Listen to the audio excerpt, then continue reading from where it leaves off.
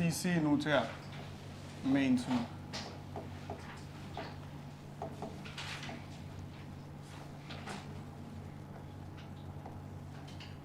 હવે એના અંદર બાકી તો જે પેપર લેવાના જ છે,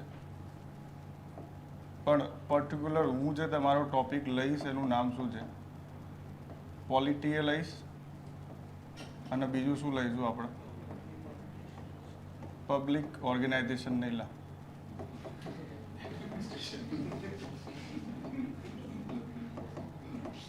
ઓર્ગેનાઇઝેશન ક્યાંય હોય. હા, પાછું એક તો એ સમસ્યા છે, ખબર નહીં તમારા સિલેબસના અંદર આઈઆર કેમ મૂક્યું છે? આટલું તો યુપીએસસીમાં નહીં મૂકતા એ લોકો, જેટલું તમારા સિલેબસના અંદર એ લોકોએ મૂક્યું છે.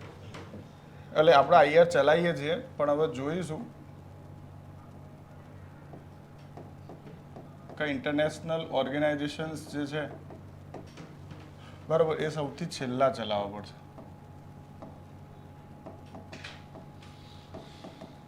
અને હવે એમાંય જો લગભગ આ ટોપિક તમને 10 માર્ક્સમાં કે 5 માર્ક્સમાં પૂછાશે. આ 3 ટોપિક ઉપર કામ કરે છે.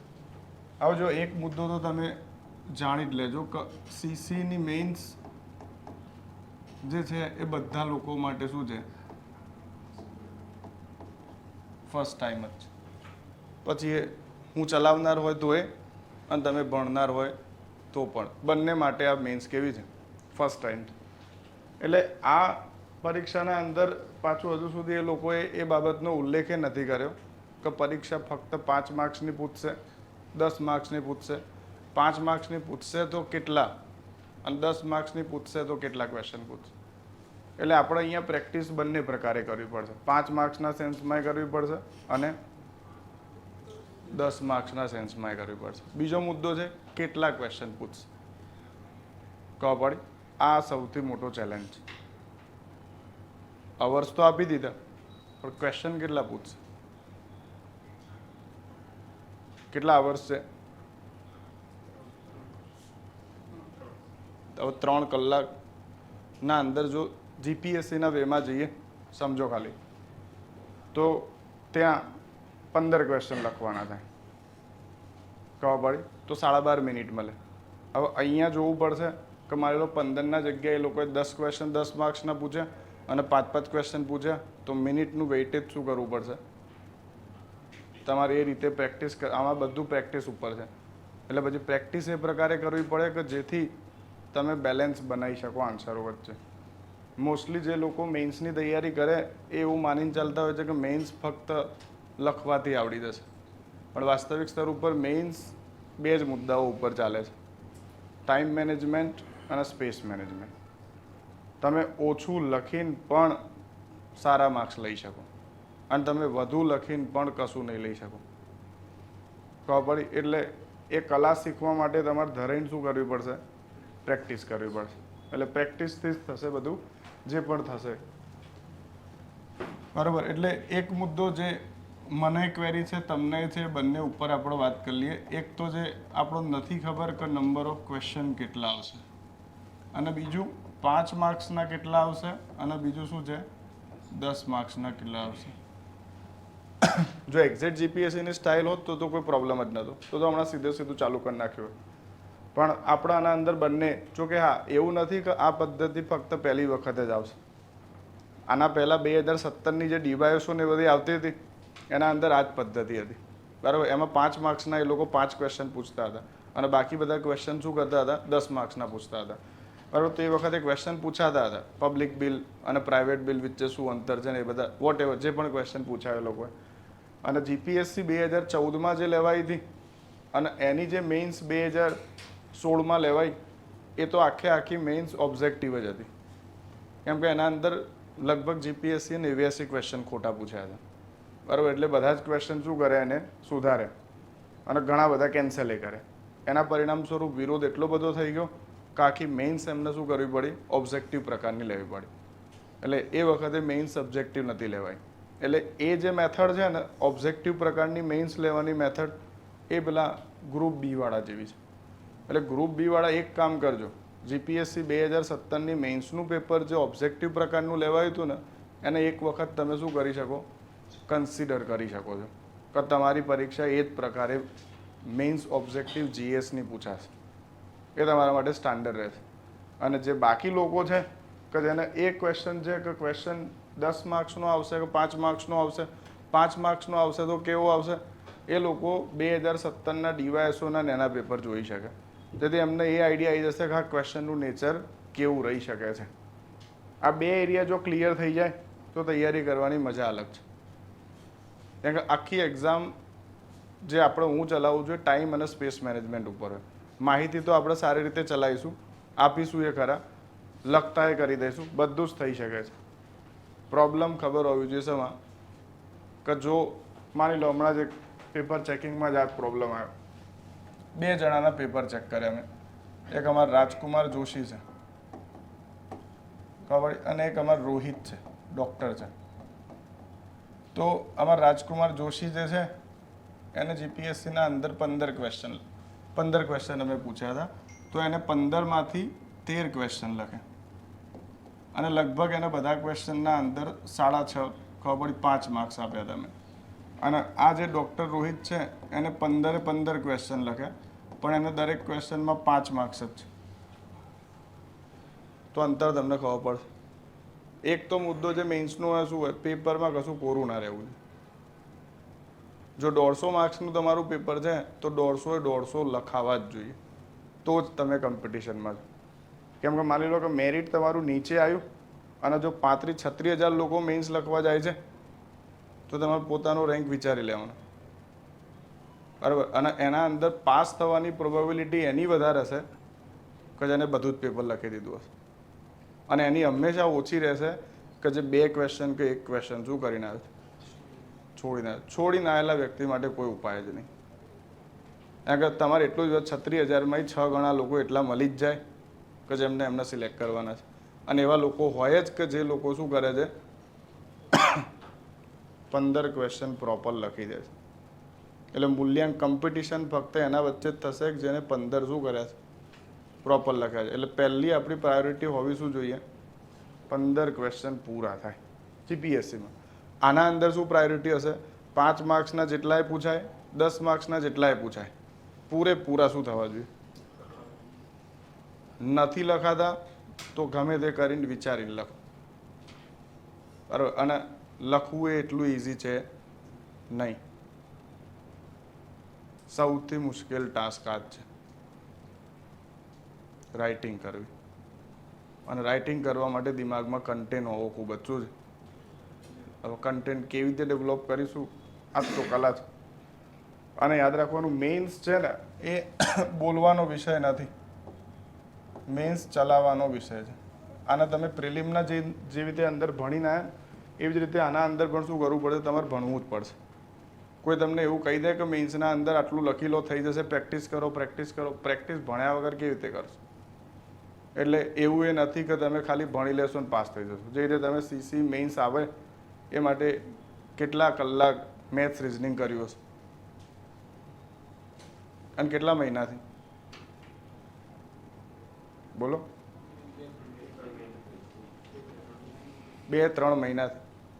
હવે વિચારો એ ખાલી 100 માર્ક્સમાંથી ખબર ખાલી તમે 65, 61, 62 આવી જાય એટલે તમે ધરાઈને મહેનત કરી. હવે વિચારો આ બધું લખવાનું છે તો કેટલા મહિના જોશે. વર્ગ 2માં જવું છે તો લખ્યા વગર સંભવ જ નથી. 50,000 રૂપિયા કંઈ ઓછા એ નહીં. કોણ આપે મને એમ પણ 100 રૂપિયાના ફોર્મ ઉપર 50,000નો ચેક, અને 60 વર્ષ માટે, અને 7 વર્ષે પ્રમોશન આવી ગયું. તો પાવર એ બહુ છે તો મહેનત પણ શું કરવી પડશે, ધરાઈને કરવી પડશે. હવે જોઈએ કેટલા લોકો આના અંદર ચાલશે. તો સમજો આ પોલિટી, પબેડ અને આઈઆર તો હું લઈ લઈશ. પોલિટીના અંદર તમારા મેઇન્સના કેટલા ટોપિક છે, 7 કે 8 ટોપિક છે, બરાબર. એમાં પહેલો ટોપિક શું છે, બંધારણ અને તેની લાક્ષણિકતાઓ. લગભગ બધું જીપીએસસીના જેવું જ છે. અમુક થોડા ચેન્જ છે, પણ આપણે એ ચેન્જ સાથે પણ આપણે ભણવું તો પડશે. સોરી, ચેન્જ નથી એ રીતે જ ભણીશું. એના અંદર કટોકટી મેન્શન નહીં કરીએ લોકોએ, તમારા સિલેબસના અંદર, પણ એવું પોસિબલ નહીં કટોકટીમાંથી પૂછશે નહીં. કટોકટી તો મુખ્ય શું છે, પૂછવાનો એરિયા છે, એટલે એ તો તમને ડેફિનેટલી કોઈના કોઈ પ્રકારે શું કરંટના સેન્સમાં પૂછી લેશે. એટલે અંદર ભલે કટોકટી મેન્શન નહીં કરી, પણ આપણે કટોકટી શું કરવી પડશે, ભણવી જ પડશે. તો અમુક ટોપિક એ રીતે પણ જોજો કે ભલે એ લોકોએ મેન્શન નહીં કર્યા, પણ જો પબેટ સૌથી ઇઝી સબ્જેક્ટ છે કયો, પબ્લિક એડમિનિસ્ટ્રેશન. લોકોને લાગે ભારે છે, પણ હું માનું છું સૌથી વધારે ફેંકવાની મજા આમાં જ છે.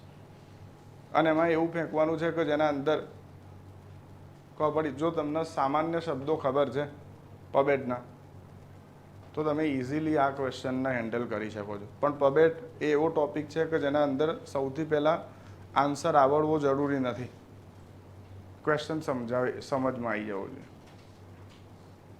જો ક્વેશ્ચન સમજી ગયા તો પબ્લિક એડમિનિસ્ટ્રેશન ઇઝીલી લખાઈ જાય.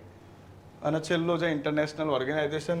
મારા ખ્યાલથી આ ક્વેશ્ચન જો તમને પૂછ્યો તો પણ એ કરંટ અફેરના સંદર્ભમાં હશે, પણ જો બહુ ભારે પૂછ્યો તો પ્રોબ્લેમ છે. હમણાં એક ચર્ચામાં નહીં છે રફા, ખબર છે ને, ઇઝરાયલનું ખૂણામાં આવ્યું છે. હા, તો કોઈક પૂછીએ લે રફા વિશે ટૂંકમાં શું કરો, જણાવો. લખ્યું છે ને ઇન્ટરનેશનલ.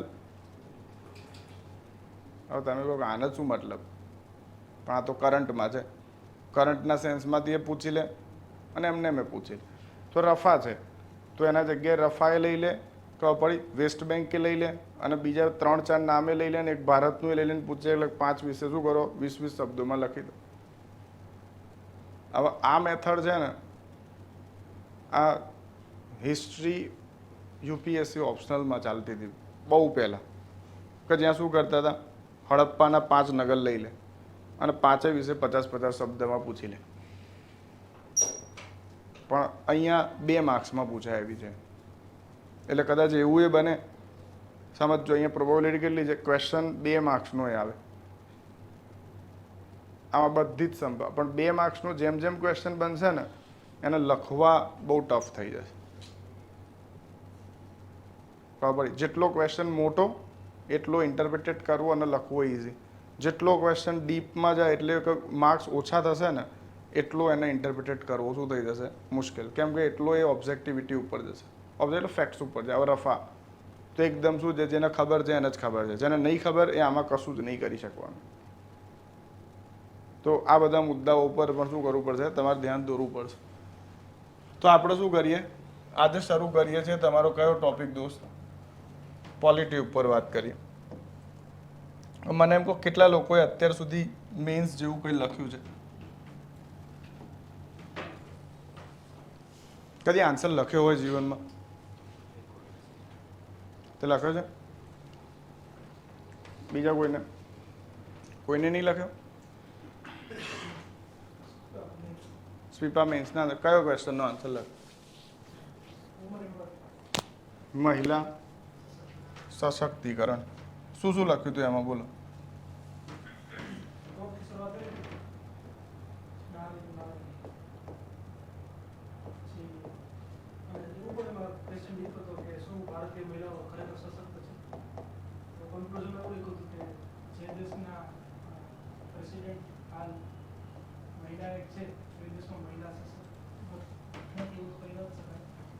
ના, એવું તો ના જ કહેવાય. મહિલાઓ આમે બી સશક્ત જ છે. જો ભારતનું બંધારણ, અને એમાં આપણો ટોપિક કયો છે ભાઈ,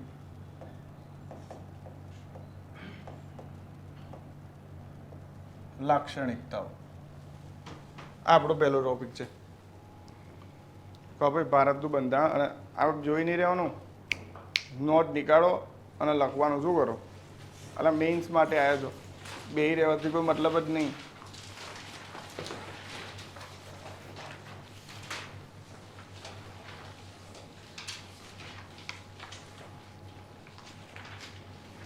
ટાઇટલમાં એવું માની જ ચાલવાનું, ક્લાસ ચાલુ થઈ ગયા.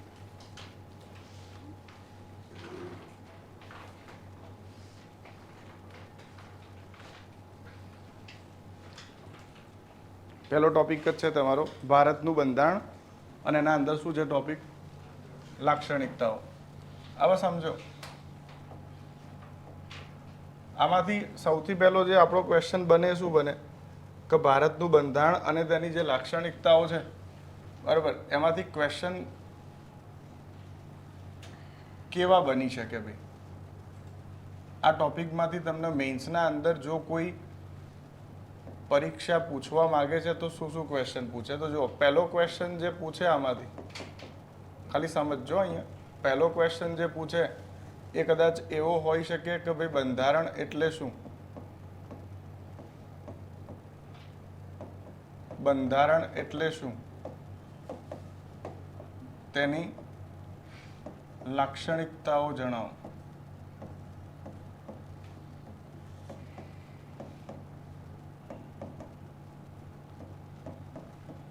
ખાલી ટોપિક સમજવાનો ટ્રાય કરજો પહેલો ક્વેશ્ચન શું પૂછે બંધારણ એટલે શું તેની શું જણાવો ભાઈ લાક્ષણિકતાઓ જણાવો આ બેઝિક ક્વેશ્ચન છે અહીંયા મારે ક્વેશ્ચનનો કન્ટેન્ટ નહીં સમજાવું અહીંયા જે મારે સમજાવવું છે એ છે આ શબ્દ શબ્દ શું છે પાછળ હવે મુદ્દો શું આવે કે જ્યારે ક્વેશ્ચનના પાછળ એવું લખ્યું હોય કે ભાઈ જણાવો તો તમે આનો આન્સરમાં શું લખશો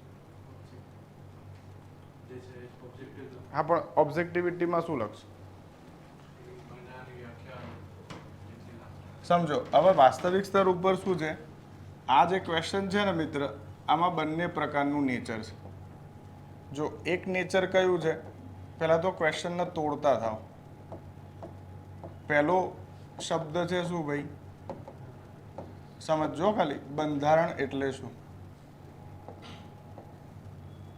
અને બીજો ક્વેશ્ચન કયો છે લાક્ષણિકતાઓ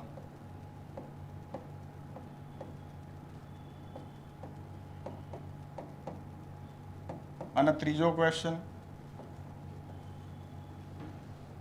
જે છે તો નહીં પણ આને ડીકોડ કર્યા વગર તમે આન્સર કઈ શ્રેણીમાં લખશો અને કઈ નહીં શકો અને કયો છે જણાવો હવે સમજો કહેવામાં આવે છે કે જ્યારે પ્રશ્નના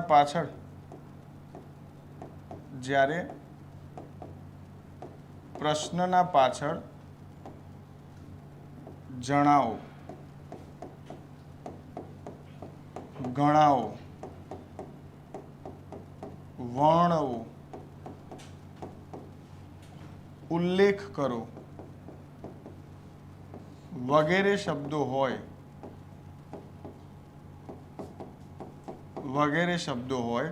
તો તેવા પ્રશ્નને ઓબ્જેક્ટિવ ક્વેશ્ચન કહેવાય ઓબ્જેક્ટિવ શું કહેવાય ક્વેશ્ચન કહેવાય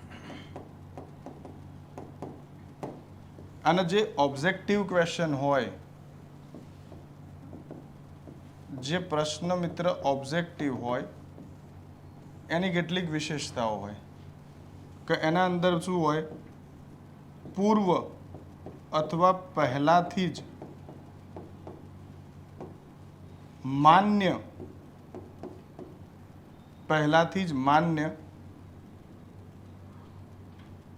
વિશેષતાઓ અથવા માહિતી લખવી પડે હું તમને સમજાવીશ આ કહેવા શું માંગે પહેલાથી જ માન્ય વિશેષતાઓ અથવા માહિતી લખવી પડે બીજી મુદ્દો શું હોય આ પ્રકારનો જે ક્વેશ્ચન હોય એના અંદર યાદ રાખજો મૌલિકતા ઓછી વપરાય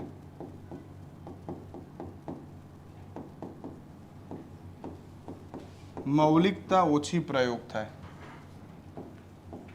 ત્રીજો મુદ્દો શું હોય આ પ્રકારનો જે પ્રશ્ન હોય એના અંદર તમે પોઝિટિવ અથવા નેગેટિવ મેરિટ અથવા ડીમેરિટ પક્ષ અથવા વિપક્ષ આવી કોઈ બાબત ના લખી શકો અને આ પ્રકારનો જે પ્રશ્ન હોય એનો કોઈ શું ના હોય નિષ્કર્ષ ના હોય તો તમારે એવું માનીને ચાલવાનું કે જ્યારે તમને પ્રશ્નના પાછળ એવું પૂછે છે કે ભાઈ જણાવો ગણાવો વર્ણવો ઉલ્લેખ કરો આવા પ્રકારના જો શબ્દો આવશે તો તમારો ક્વેશ્ચનનો આન્સર આ કેટેગરીમાં રહે આને કહેવાય પ્રથમ પ્રકારની પ્રશ્નની શ્રેણી બરાબર. એટલે એક્ઝામિનર તમારા જોડે આ જ શ્રેણીના અંદર આન્સરની શું કરશે? ડિમાન્ડ કરે. હવે મુદ્દો છે, સમજજો કે ભાઈ માની લો કે આપણો આ જ ક્વેશ્ચન છે, બંધારણ એટલે શું અને તેની શું જણાવો? લાક્ષણિકતાઓ જણાવો. તો હું તમને એમ પૂછું કે ભાઈ what do you understand by the word constitution? Constitution શું છે? સાચું છે, એક લિખિત દસ્તાવેજ છે. તો પછી બ્રિટનનું કોન્સ્ટિટ્યુશન શું છે? તો આનો મિનિંગ પ્રશ્ન શું થયો? જરૂરી તો નથી ને કે કોન્સ્ટિટ્યુશન હંમેશા લિખિત દસ્તાવેજ જ હોય. અલખ્યું તો પછી કોન્સ્ટિટ્યુશન એટલે શું? આયોજન છે. એના સિવાય કહી શકો એક રાજ્ય દ્વારા અથવા એની જનતા દ્વારા કરવામાં આવેલું ભવિષ્યવર્તી શું છે? પણ ભવિષ્ય કોઈ જોઈ શકતું આ એટલે કોન્સ્ટિટ્યુશનની તમને ખબર છે સૌથી મોટી નબળાઈ આ જ હોય. કેમ કે કોન્સ્ટિટ્યુશન શું હોય? 26 જાન્યુઆરી 1950ના રોજ કોઈ સંવિધાન સભાએ અહીંયા તૈયાર કર્યું હતું અને એને 1950માં તૈયાર કરીને કહ્યું કે 2024નું ભારત આવું હશે. પણ એ નહીં ખબર કે 50 થી 24 વચ્ચે કેટલા ઉતાર ચઢાવ આવશે. ખબર પડે ને? એટલે કોન્સ્ટિટ્યુશન ભવિષ્યનું આયોજન હોય પણ પ્રેક્ટિકલ લાઈફમાં ભવિષ્ય કોઈ જોઈ શકતું નથી અને એટલે જ એને બદલવું એ પડે અને બદલાવ રોજે થાય અને સમયાંતરે થાય. તો અત્યાર સુધી કોન્સ્ટિટ્યુશનમાં કેટલા બદલાવ થયા? 106 બદલાવ થઈ ગયા. ખબર પડે? 106 શું કરી નાખ્યા? ચેન્જ. એટલે તમે જ્યારે કોન્સ્ટિટ્યુશનની વ્યાખ્યા કરો તો કોન્સ્ટિટ્યુશન એટલે શું? તો કહી શકો એવા પ્રકારનો લિખિત કે અલિખિત દસ્તાવેજ, એવા પ્રકારનો લિખિત કે અલિખિત દસ્તાવેજ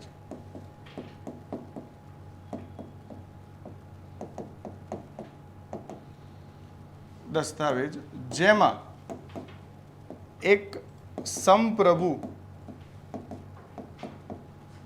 સંપ્રભુ રાજ્યના સંચાલન માટેના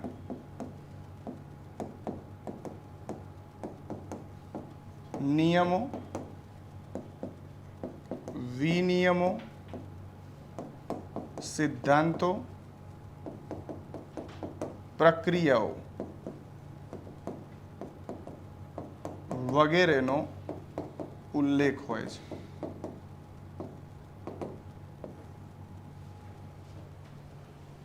વગેરેનો શું હોય? ઉલ્લેખ હોય. શબ્દો એક એક સમજીશું પછી જ વ્યાખ્યાઓ લખજો. કેમ કે આમાં સમજો મેઇન્સના અંદર એ જરૂરી છે કે વ્યાખ્યા તમે ખુદ લખો. હું લખાવું એ નહીં લખવાનું. હવે તમારે જાતે જ બનાવવાની. અને સિમ્પલ વર્તુળના અંદર મેં શું લખ્યું ભાઈ? એક રાજ્યનું બંધારણ છે. તમે એ રીતે આને વિચારો કે આપણે લોકો 1 અરબ અને 43 કરોડ લોકો છીએ અત્યારે. અને 1 અરબ અને 43 કરોડ લોકોએ પોતાના ન્યાય એટલે કે જસ્ટિસ, પોતાની સિક્યોરિટી અને પોતાના ડેવલપમેન્ટ માટે એક સંસ્થા બનાવી અને સંસ્થાને આપણો સરકાર કહીએ છીએ. અને આ સરકાર કેવી રીતે ચાલશે એનું નિર્ધારણ કરવા માટે આપણે શું બનાવી દીધું? સંવિધાન બનાવ્યું છે. તો મને એમ કહો ભારતના બંધારણના અંદર હોય શું? જો પહેલું તો શું છે? મારા સ્વપ્નનું ભારત કેવું હશે, એટલે ફિલોસોફી ઓફ ઇન્ડિયા. તો હું આજે તમને પૂછું કે ભાઈ તમારા વ્યક્તિગત જીવનનું દર્શન શું છે? તો એક વ્યક્તિની જેવી રીતે પોતાની જીવનશૈલી અને ફિલોસોફી હોય એવી રીતે એક દેશની પણ પોતાની એક શું હોય? ફિલોસોફી હોય. તો હું તમને એમ કહું કે ભાઈ તમારી માનસિકતા કેવી છે? હિંસક છે કે અહિંસક છે? બોલો. દેખાતું તો નહીં. સર એ તો સમય અને પરિસ્થિતિ અનુસાર નક્કી થાય કે અમારી પ્રકૃતિ કેવી છે. ખબર પડી ને? જો જમણવારના અંદર ભીડ વધારે છે તો માનસિકતા કેવી છે? અને જો વસ્તુઓ 1000 પડી જાય ને જમનારા 100 જ છે તો પછી અમે બુદ્ધને ફોલો કરી શકીએ. તો આમાં અમે કંઈ એવું કહેતા નહીં કે અમારી પ્રકૃતિ આ જ હશે. પણ સિમ્પલ મુદ્દો છે કે ભાઈ એક રાજ્યના સંચાલનના અંદર જો એક તો શું હોય, એક દસ્તાવેજના અંદર નિયમો હોય. શું હોય ભાઈ? રૂલ્સ રેગ્યુલેશન્સ હોય. નિયમો એટલે જો રાષ્ટ્રપતિની ચૂંટણી કેવી રીતે થશે એના નિયમો હશે. ઉપરાષ્ટ્રપતિની ચૂંટણી કેવી રીતે થશે એના એ નિયમો હશે. રાષ્ટ્રપતિને પદથી કેવી રીતે હટાવવામાં આવશે એની એ પ્રક્રિયા હશે. ઉપરાષ્ટ્રપતિને પદથી કેવી રીતે હટાવવામાં આવશે એની એ પ્રક્રિયા હશે. મંત્રી પરિષદને કેવી રીતે પદથી હટાવીશું અથવા લોકસભામાંથી વિસર્જિત કરીશું એના એ નિયમો હશે. રાજ્ય કઈ પરિસ્થિતિઓના અંદર નાગરિકોના અધિકારોનું સંરક્ષણ કરશે એ પણ લખેલું હશે. રાજ્ય કોને કહેવાશે એ પણ લખેલું હશે. રાજ્ય કેવું હશે એ પણ લખેલું હશે. બરાબર? તો કશું ના હોય. રાષ્ટ્રપતિના ચૂંટણીના નિયમો, ઉપરાષ્ટ્રપતિના ચૂંટણીના નિયમો, સરકાર સંચાલન કરવા માટેના, હવે માની લો રાષ્ટ્રપતિ છે તો ભાઈ રાષ્ટ્રપતિ કયા કયા કાર્ય કરશે તો બધા જ કાર્યો લખ્યા હશે. ઉપરાષ્ટ્રપતિ કયા કાર્ય કરશે બધા જ કાર્યો લખ્યા હશે. પ્રધાનમંત્રી કયા કાર્ય કરશે બધા જ કાર્ય લખ્યા હશે. કેબિનેટ કયા કાર્ય કરશે બધા જ કાર્ય લખ્યા હશે. એટર્ની જનરલ કયા કાર્ય કરશે બધા જ કાર્ય લખ્યા હશે. કેગ કયા કાર્ય કરશે બધા જ કાર્ય લખ્યા હશે. તો પછી કેગની નિયુક્તિ, ખબર પડી? કેગની પદમુક્તિ, કેગના પગાર ભથ્થા, સેવા શરતો, કેગના કાર્યો, કેગની શક્તિઓ, આવા બંધારણના અંદર જેટલા પણ પદ છે એ બધા જ પદોના નિયમો અને પ્રક્રિયાઓનો ઉલ્લેખ કરતો દસ્તાવેજ એટલે શું કહેવાય? આ સિમ્પલ વ્યાખ્યા છે આની. તો તમારે જો મેઇન્સમાં લખવાનો કોઈ ક્વેશ્ચન આવે કે ભાઈ બંધારણ એટલે શું, તો તમારે સિમ્પલ લખવાનું કે એક એવા પ્રકારનો લિખિત કે અલિખિત દસ્તાવેજ કે જેના માધ્યમથી એક શાસન વ્યવસ્થાના સંચાલન માટેના નિયમો, પ્રક્રિયાઓ, સિદ્ધાંતો, પદ્ધતિઓ વગેરેનું નિરૂપણ કરવામાં આવે છે. આવા લિખિત દસ્તાવેજને શું કહેવાય છે? બંધારણ તરીકે ઓળખવામાં આવે. આ સિમ્પલ એની વ્યાખ્યા છે. અને આ વ્યાખ્યા બરાબર. હવે કોઈ ચિંતક બિંતકનું નામ લખવું હોય તો લખો, જે એમ રસલ્સે આપી હતી. તો તમારા વ્યાખ્યા આગળ જો આ નામ આવી ગયું તો બીજા કરતાં આન્સર શું થઈ જશે? સુધરી જશે. બસ. તો જો પેલા 5 માર્ક્સમાંથી કોકના 2 આવશે અને તમારે 3 આવશે, એના વચ્ચેનું અંતર આ જ હશે. એટલે ખબર પડી? 0 0 પોઈન્ટ માર્ક્સનું એ અંતર કરીને તમારે રેન્ક લાવવો પડે. એટલે રેન્કર વચ્ચે બહુ અંતર ના હોય. 5-6 માર્ક્સનું છે અને 5-6 માર્ક્સ આ જ રીતે અડધો કરીને જ ખેંચવો પડશે. ત્યારે જઈને તમે પેલી મેઇન્સના ક્લાસ 2ની જે પોસ્ટ છે એના માટે શું થઈ જશે? લાયક થશો. તો એક તો મેં તમને આ કહ્યું કે ભાઈ બંધારણ એટલે શું, તો આ છે. હવે સમજો, આ જ મુદ્દો જ્યારે તમને પેપરના સંદર્ભમાં પૂછાશે દોસ્ત, માની લો તમારું આ પેપર હશે, હવે પેપરના સંદર્ભમાં પૂછાયો તો હવે પ્રેક્ટિસ જ્યારે આપણે શરૂ કરીએ ને કરવાની, તો તમારે યાદ રાખીને ચાલવાનું કે ભાઈ ચલો આ તમારો પરિચય છે. હવે જો યાદ રાખજો, જ્યારે તમે ચાર્ટ દોરો છો તો અહીંયા યાદ રાખી લેવાનું પરિચય જે છે બરાબર, એના અંદર કંઈ સબટાઇટલ નહીં મારવાનું કે પરિચય છે. આપણે એ 1 સેકન્ડ પણ શું કરવા બગાડીએ? એક પરિચય લખીએ. આપણા જોડે એ ટાઈમ નથી એવું માનીને જ ચાલુ. 3 કલાકમાં આપણા જોડે ટાઈમ જ નહીં. એટલે જ્યાં હોય ને ત્યાં ટાઈમ શું કરો? બચાવવાનો ટ્રાય કરવાનો. એટલે આપણો પરિચય નહીં, આપણો અહીંયા બસ અહીંયાથી પેરેગ્રાફ પાડો એટલે ખબર પડી જવી જોઈએ કે આ બંધારણની વ્યાખ્યા કરી દીધી એને. ખબર પડી? હવે માની લો કે તમે બંધારણની અહીંયા વ્યાખ્યા કરી નાખી. સમજો, અહીંયા આ તમે બંધારણની શું કરી દીધી? વ્યાખ્યા કરી દીધી. જોજો હવે અહીંયા બંધારણની વ્યાખ્યા કરતા કરતા સમજો, હું અહીંયા બતાવું તમને કે ભાઈ એવા પ્રકારનો લિખિત બરોબર કે અલિખિત દસ્તાવેજ કે જેમાં, હવે માની લો કે અમુક વખત શું થાય, આ લાઈન હોય ને તો અહીંયા જેમાં માતું ના હોય, પણ આપણે શું કરીએ? ખીચકાઈને લખી દઈએ. આના કહેવાય શું? Space management. જ્યારે તમને લાગે ને કે જેમાં માતું નથી તો જેમાં શું ઉતાર દો? નીચે ઉતાર દો. નીચે ઉતારવાથી થશે શું?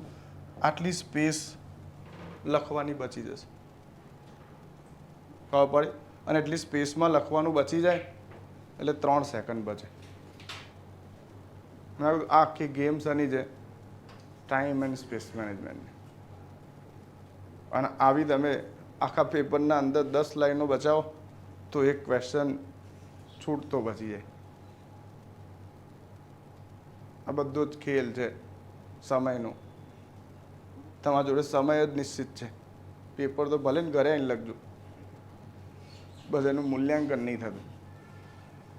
તો એટલે યાદ રાખો, આખી ગેમ શાની છે? ટાઈમ અને સ્પેસ મેનેજમેન્ટની. તો જેમાં નીચે ઉતારતો, હવે સમજો ને 8 લાઈન છે દોસ્ત, આ લાઈનના અંદર લખતા લખતા લખતા અહીંયા આવી ગયો અને મેં અહીંયા જેમાં લખી દીધું, લખી દીધું ખાલી, તો એ આટલી સ્પેસ શું થઈ જશે? લખવાની મારી વધી જશે. અને પછી એના નીચે હું પેરેગ્રાફ પાડીશ તો બીજી એટલી સ્પેસ વધી જશે. ભાઈ આના કારણે મને ટાઈમના અંદર શું મળશે? રિલેક્સેશન મળી જશે. હજુ કેવી રીતે આગળ વધાય? ચલો, આ તો મેં કહી દીધું કે વ્યાખ્યા કરી લેજો. પછી મુદ્દો કયો છે દોસ્ત? આના ક્વેશ્ચન ટુ ધ પોઈન્ટ જ જવો જોઈએ. હવે જો વિશેષતાઓ લખી, પછી અહીંયા કશું ના લખશો, પાછી સ્પેસ છૂટી ગઈ. ખબર પડે? આનો મિનિંગ બીજો વ્યક્તિ એવું વિચારશે કે યાર સ્પેસ છોડાય નહીં, પણ લીગલી રાઇટિંગના અંદર આને માન્ય ગણવામાં આવશે કે હા, અહીંયા સ્પેસ છોડવી જ જોઈએ. હવે જેવી તમે અહીંયા સ્પેસ છોડી એટલે શું કરી લો? વિશેષતાઓ. હવે વિશેષતાઓ માટે સૌથી સારો મુદ્દો શું છે કે અહીંયા તમે કોઈ મેપ દોરી શકો. ખબર પડે? જે તે અહીંયા આવો ચાર્ટ દોરી દીધો અને વિશેષતાઓ 1 2 3 4 અહીંયા લખો, 5 6 7 અહીંયા લખો, ખાલી સબટાઇટલ માર દો. બરોબર? આ દોરી દીધું. અને આના નીચે હવે તમે શું કરી દો? આમાંથી કોઈ પણ 4 વિશેષતાઓ એક્સપ્લેન કરી દો. આન્સર ખતમ. પણ આના કારણે તમારો સમય બહુ બચી જશે. તમે અહીંયા એ દર્શાવી દીધું કે તમને 8 વિશેષતાઓ ખબર છે અને તમે એમાંથી 4 શું કરી નાખી? એક્સપ્લેન કરી નાખી. તમારા આન્સર 10 માર્ક્સનો પૂરું. અને આ લખવાના અંદર 10થી વધારે મિનિટ નહીં થાય, એટલે 2-2.5 મિનિટ બચી જાય. પણ આ કરવા માટે ધરાઈને શું કરવી પડશે? પ્રેક્ટિસ કરવી પડશે. જેટલા ક્વેશ્ચન આન્સરો લખશો એટલું જ આ ટાઈમ અને સ્પેસ મેનેજમેન્ટનો ખેલ શું થશે? એટલે આ બધું જ કલા છે. જેટલી પ્રેક્ટિસ કરશો એટલું આના અંદર નિપુણ શું થશે? તરશો. પછી તમને એવું લાગે કે યાર 5 માર્ક્સનો કન્ટેન્ટ છે તો 2 ને 2 4 લખો. સ્પેસ એટલું હશે તો ત્યાં કન્ટેન્ટ શું થઈ જાય? 2 વિશેષતાઓ એક્સપ્લેન કરી લો. આ બધું તમારી કલા ઉપર જશે. એટલે તમે જેમ જેમ પ્રેક્ટિસ કરશો એમ શું થશે? આ સુધરતું જશે. અને પછી અહીંયા જે સ્પેસ હશે, બરાબર, એને તમે 4ના અંદર લખી દો. જે પણ વિશેષતા લખો યાદ રાખવાનું. માની લો કે તમે પહેલી વિશેષતા લખી લિખિત બંધારણ છે ભારતનું, તો તમે માની લો કે અહીંયા લખી દીધું લિખિત બંધારણ. બીજું લખી દીધું શું ભાઈ? અર્ધસંઘીય છે. ત્રીજું લખી દીધું તમે શું? વિશ્વનું સૌથી મોટું છે, કઠોર અને લચીલાપણાનું મિશ્રણ છે. તો આને સબટાઇટલમાં લખજો. અને સબટાઇટલને ખાલી એક લાઇનમાં શું કરી દેજો? એક્સપ્લેન કરી દેશો. મેં હજુ કોઈ ક્વેશ્ચન નહીં ચાલુ કર્યો. અમુક સાહેબ પહેલો ટોપિક પતી ગયો, ચાલુ જ નહીં કર્યું. મેં તો ખાલી એ દર્શાવ્યું કે જો આ જ ક્વેશ્ચન છે અને તમારા દિમાગના અંદર ઇમેજ ડેવલપ કરવી છે કે આને કેવી રીતે હેન્ડલ કરું, તો this is the way to handle the question. અને જ્યાં સુધી દિમાગમાં ઇમેજ ક્રિએટ નહીં થતી કે આને આ રીતે હેન્ડલ કરવાનો છે, ત્યાં સુધી બધી જ પ્રેક્ટિસ શું છે? આવા સમજો મેઇન જે બાબત છે, આ જે પદ્ધતિ છે આ કેટલી જગ્યાએ ઉપયોગ થશે? હવે વિઝન બ્રોડ કરો. આ તમે બંધારણની વાત કરી લીધી. આ જ ક્વેશ્ચન એવો પૂછાય, હડપ્પા સભ્યતાની લાક્ષણિકતાઓ જણાવો, તો એ આન્સર સેમ જ રહેશે. આ જ ક્વેશ્ચન એ રીતે પૂછાય, 1857ના વિપ્લવના કારણો જણાવો, તો એ આન્સર સેમ જ રહેશે. ઇકોનોમીમાં પૂછાય, આર્થિક વૃદ્ધિ અને આર્થિક વિકાસ વચ્ચે તફાવત સ્પષ્ટ કરો, સેમ જ રહેશે. તો જ્યારે તમે આના વિઝનથી જોશો તો આના માધ્યમથી તમે જીએસના જણાવોવાળા તમારા ક્વેશ્ચનના પેપરના અંદર હું તો કહું 20 ક્વેશ્ચનો પૂછાય છે, એમાંથી 5 નીકળી જાય છે, તો તમને એટલીસ્ટ એટલું ખબર પડી જશે કે જણાવોવાળા પ્રશ્નના અંદર કન્ટેન્ટ કેવો લખવું.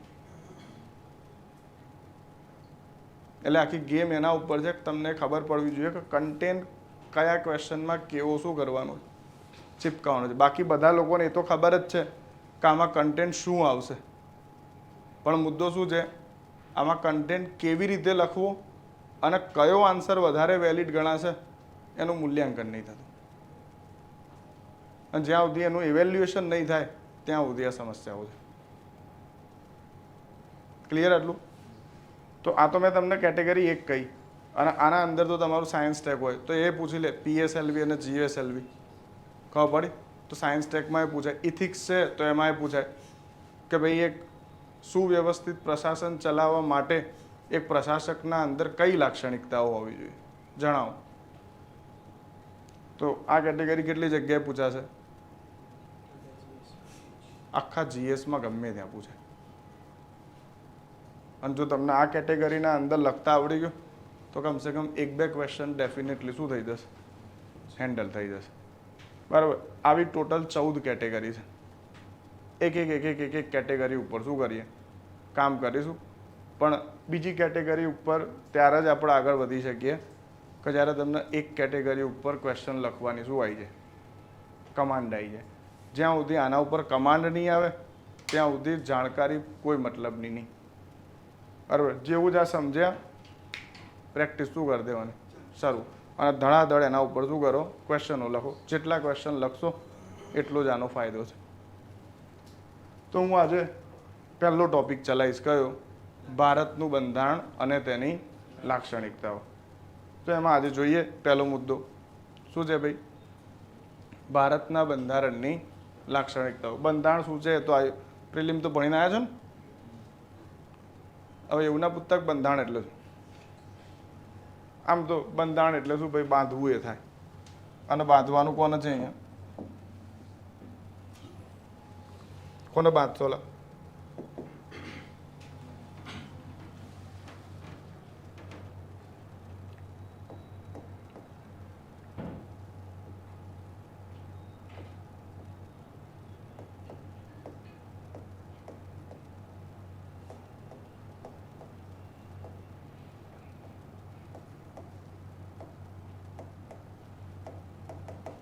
ચલો, પહેલો ટોપિક છે ભારતના બંધારણની લાક્ષણિકતાઓ.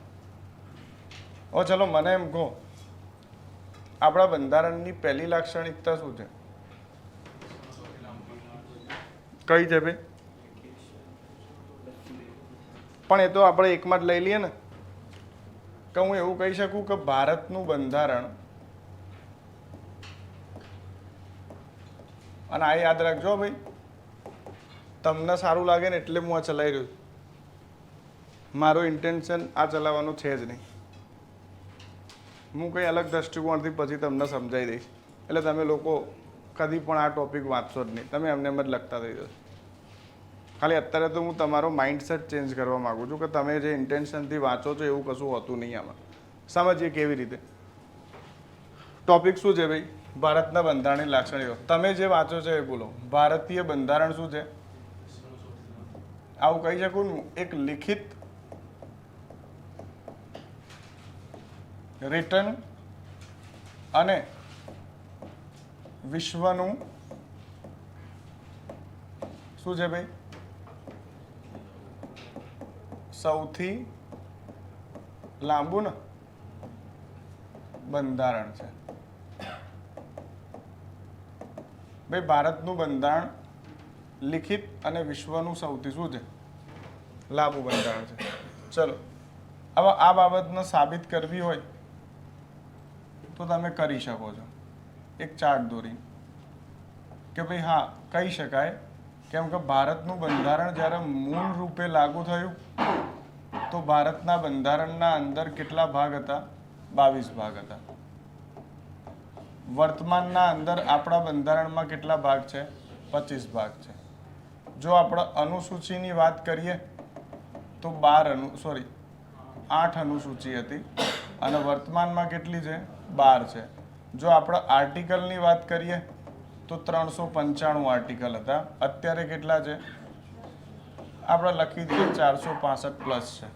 પછી મને એમ કહો, જ્યારે બંધારણ લાગુ થયું ત્યારે કોન્સ્ટિટ્યુશનલ અમેન્ડમેન્ટ બિલ કેટલા હતા? 0. અત્યારે કોન્સ્ટિટ્યુશનલ અમેન્ડમેન્ટ બિલ કેટલા છે? 129. અત્યારે કોન્સ્ટિટ્યુશનલ અમેન્ડમેન્ટ એક્ટ કેટલા હતા? 0. અત્યારે કોન્સ્ટિટ્યુશનલ અમેન્ડમેન્ટ એક્ટ કેટલા છે? 106. તો 106મું લખશો ને એટલે કરંટ અફેરે આવી જશે. ખબર પડી? તો જો તમે પરીક્ષકને એ પણ દર્શાવી કે જો તમને ક્યાં સુધીનું કન્ટેન્ટ શું છે ખબર છે. તો અહીંયા જે વિશેષતાઓ તમારી છે ને એ એક્ઝેક્ટલી પરીક્ષકને બતાવવાની છે કે હું આ વિષયના અંદર આટલો સારો છું બીજા કરતાં. આપણે જ્યારે ભારતના બંધારણનું ખુદનું કમ્પેરિઝન કરી રહ્યા છીએ તો તમે એમ કહી દીધું કે ભાઈ ભારતનું બંધારણ લિખિત છે અને વિશ્વનું સૌથી લાંબુ છે, તો કેટલા દેશ જોડે તુલના કરીએ છીએ. તો એ જ રીતે તમે આજે પરીક્ષકને કહેવા માગો છો કે 36,000 લોકોમાંથી મને સિલેક્ટ કરો, તો તમારે ત્યાં તમારી વિશેષતાઓ શું કરવાની છે? એક્ઝેક્ટલી તમારે એને એ બતાવવાનું છે કે હું આ બધાથી સારો છું. હવે એ બતાવવા માટે તમે તમારા જ્ઞાનનું પ્રદર્શન કરી રહ્યા છો અને એના અંદર કરંટે આવવું જોઈએ, ફેક્ટ્સ પણ હોવા જોઈએ અને એના અંદર વિચાર પણ હોવા જોઈએ. હવે સમજો, ભારતીય બંધારણ એક લિખિત અને વિશ્વનું શું છે સૌથી લાંબુ બંધારણ છે. આ તો મેં લખી દીધું અને આ એક્સપ્લેન કરી નાખ્યું. હજુ મેં કશું ચલાવ્યું નહીં હો, હું ખાલી તમને ના કીધું માઇન્ડસેટ ચેન્જ કરું છું. બીજું કઈ વિશેષતા હશે ભાઈ? એ તો હજુ બહુ વાર છે, પાછળથી લખીશું. એના સિવાય ચલો એક બીજી વિશેષતા છે કે ભારતનું બંધારણ શું છે ભાઈ? કઠોર અને લચીલાપણાનું શું છે દોસ્ત? મિશ્રણ છે. ક્લિયર? ત્રીજી વિશેષતા શું છે? શું છે? બંધારણ સભા દ્વારા કરાયું છે એટલે તો લખી દીધું, લિખિત છે.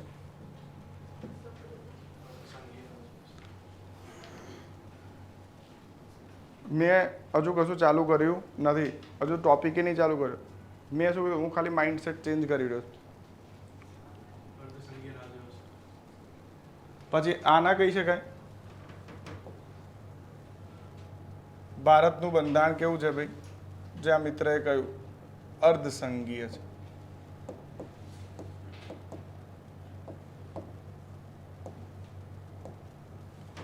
બરાબર. અર્ધસંઘીય બંધારણ એટલે શું? તો યાદ રાખજો, એવા રાજ્યનું બંધારણ, એવા રાજ્યનું બંધારણ જેમાં શક્તિઓનું કેન્દ્રીકરણ અધિકતમ સંઘમાં હોય. અધિકતમ શેમાં હોય ભાઈ? સંઘમાં હોય. અને આનું એક્સપ્લેનેશન કરો ને, કઠોર બંધારણ એટલે શું? તો એવા રાજ્યનું બંધારણ કે જેના અંદર સંશોધન 2/3 થતું હોય, અને એવા રાજ્યનું બંધારણ કે જેના અંદર સંશોધન સાધારણ બહુમતીથી થતું હોય, એવા રાજ્યના બંધારણને તમે શું કહો છો? કઠોર અને લચીલાપણાનું મિશ્રણ કહો છો. તો એક વિશેષતા કઈ છે કે ભાઈ ભારતનું બંધારણ એક લિખિત અને વિશ્વનું સૌથી લાંબુ બંધારણ છે. બીજી વિશેષતા કઈ છે? કઠોર અને લચીલાપણાનું શું છે? મિશ્રણ છે. ત્રીજી વિશેષતા કઈ છે? ભારતનું બંધારણ અર્ધસંઘીય છે. ચોથી વિશેષતા કઈ છે? કે ભારતનું બંધારણ નિર્મિત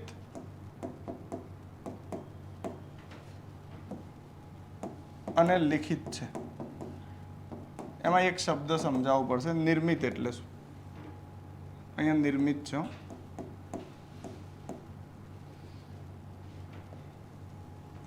નિર્મિત અને લિખિત બંધારણ છે.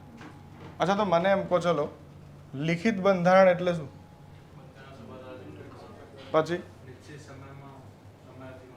પછી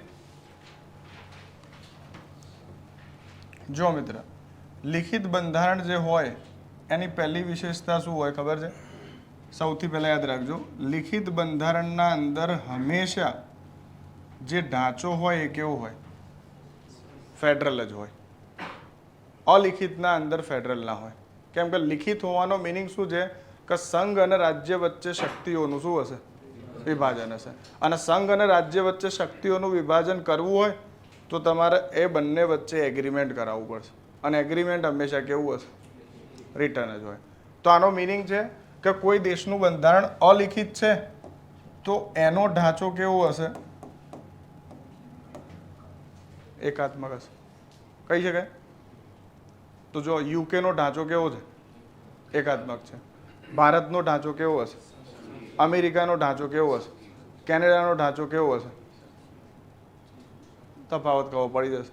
હવે બીજો મુદ્દો શું છે, આનું નિર્માણ જો બંધારણ લિખિત છે તો ઓબ્વિયસ છે કોઈના કોઈ કોન્સ્ટિટ્યુઅન્ટ શું હશે, અસેમ્બલી હશે. જે રીતે ભારતની બંધારણ સભા છે, કેનેડાની બંધારણ સભા હતી, અમેરિકાની બંધારણ સભા હતી, બ્રિટનની બંધારણ સભા ક્યાં છે? એટલે આનો મિનિંગ છે કે બ્રિટનનું બંધારણ લિખિત નહીં હોય. એ કેવી રીતે બન્યું છે? કન્વેન્શન બેઝ હોય. શેના ઉપર આધાર રાખતું હોય? પરંપરા. હવે હું તમને મારું પરંપરા કહું. માની લો આ બ્રિટનના રાજા છે કિંગ જોન, બરાબર, 1215માં હતા અને એમને આવી અને પોતાના રાજ્ય માટે એક દસ્તાવેજ આપ્યો જેનું નામ હતું મેગ્ના કાર્ટા. કિંગ જોનનું અવસાન થઈ ગયું, સત્તા બદલાઈ ગઈ, આ મિત્ર આવ્યા ચાર્લ્સ દ્વિતીય. ચાર્લ્સ દ્વિતીયએ પાછું એના નાગરિકો માટે બીજો દસ્તાવેજ આપ્યો, હેબિયસ કોર્પસ. ચાર્લ્સ દ્વિતીય મરી ગયા, એના પછી ત્રીજા રાજા આવ્યા એડવર્ડ સેવન, બરાબર, એમને ચોથો દસ્તાવેજ આપ્યો. અને આ રીતે રીતે રીતે મરતા મરતા મરતા રાજા અત્યારે કોણ છે? ચાર્લ્સ દ્વિતીય જ છે ને, બરાબર. હવે ચાર્લ્સ દ્વિતીય કિંગ જોનથી લઈ અને ચાર્લ્સ દ્વિતીય સુધી અલગ અલગ શાસન વ્યવસ્થાઓ બ્રિટનમાં પ્રચલનમાં રહી અને દરેક શાસન વ્યવસ્થાએ પોતાના અનુસાર પોતાના નાગરિકોને શું કર્યા છે? અલગ અલગ લિખિત દસ્તાવેજોના માધ્યમથી અધિકારો આપ્યા છે. તો આનો મિનિંગ છે કે એમનું બંધારણ કોઈ એક નિશ્ચિત બંધારણ સભાએ નહીં બનાવ્યું, પરંતુ અલગ અલગ રાજાઓ દ્વારા જાહેર કરાયેલા આદેશો ઉપર આધારિત છે. અને એટલે કહેવાય છે કે બ્રિટનનું બંધારણ છેલ્લા 800 વર્ષોથી બની રહ્યું છે, હજુ પણ પૂરું નહીં થયું. ખબર પડી? કેમ કે ત્યાં રાજતંત્રાત્મક લોકતંત્ર છે અને એટલે ત્યાં અલગ અલગ શાસન વ્યવસ્થાઓએ જાહેર કરેલા શું છે? દસ્તાવેજો છે. એટલે એનું બંધારણ કેવું કહેવાય? વિકસિત છે. એટલે તમે એમ કહો ને કે ભારતના બંધારણની કોપી લાવો તો તમને કોઈ પણ ઉઠાઈને આપી દેશે, પણ તમે એમ કહો ને બ્રિટનના બંધારણની કોપી લાવો, પોસિબલ નહીં. ખબર પડી? કેમ? 1215માં કોઈને એક દસ્તાવેજ પસાર કર્યો હતો, એના પછી 1600માં કર્યો એલિઝાબેથ વને, એના પછી વિક્ટોરિયાએ કર્યો, એના પછી ખબર પડી ને બીજા કોઈ રાજાએ કર્યો, પાછો ચાર્લ્સ દ્વિતીયએ કર્યો. આવા બધા જ દસ્તાવેજોને ભેગા કરો એટલે શું બને? બ્રિટનનું બંધારણ. તો આ તો અલગ અલગ પરંપરાઓ ઉપર આધારિત. આપણો આખો સમાજ શાના ઉપર ચાલે? તો હવે પરંપરાને તમે બાંધશો કેવી રીતે? પોસિબલ જ નહીં, બરાબર. તો બસ બ્રિટનનું બંધારણ આવી કન્વેન્શન ઉપર ચાલે એટલે એનું બંધારણ કેવું છે? અલિખિત છે. હજુ સમજો. હવે સમજો, મેં એ તો કહ્યું કે સંઘીય છે, કોન્સ્ટિટ્યુઅન્ટ એસેમ્બલી હોય. બીજું શું હોય ખબર છે આમાં? શું હોય ભાઈ? શક્તિ વિભાજન હોય. અહીંયા શું ના હોય?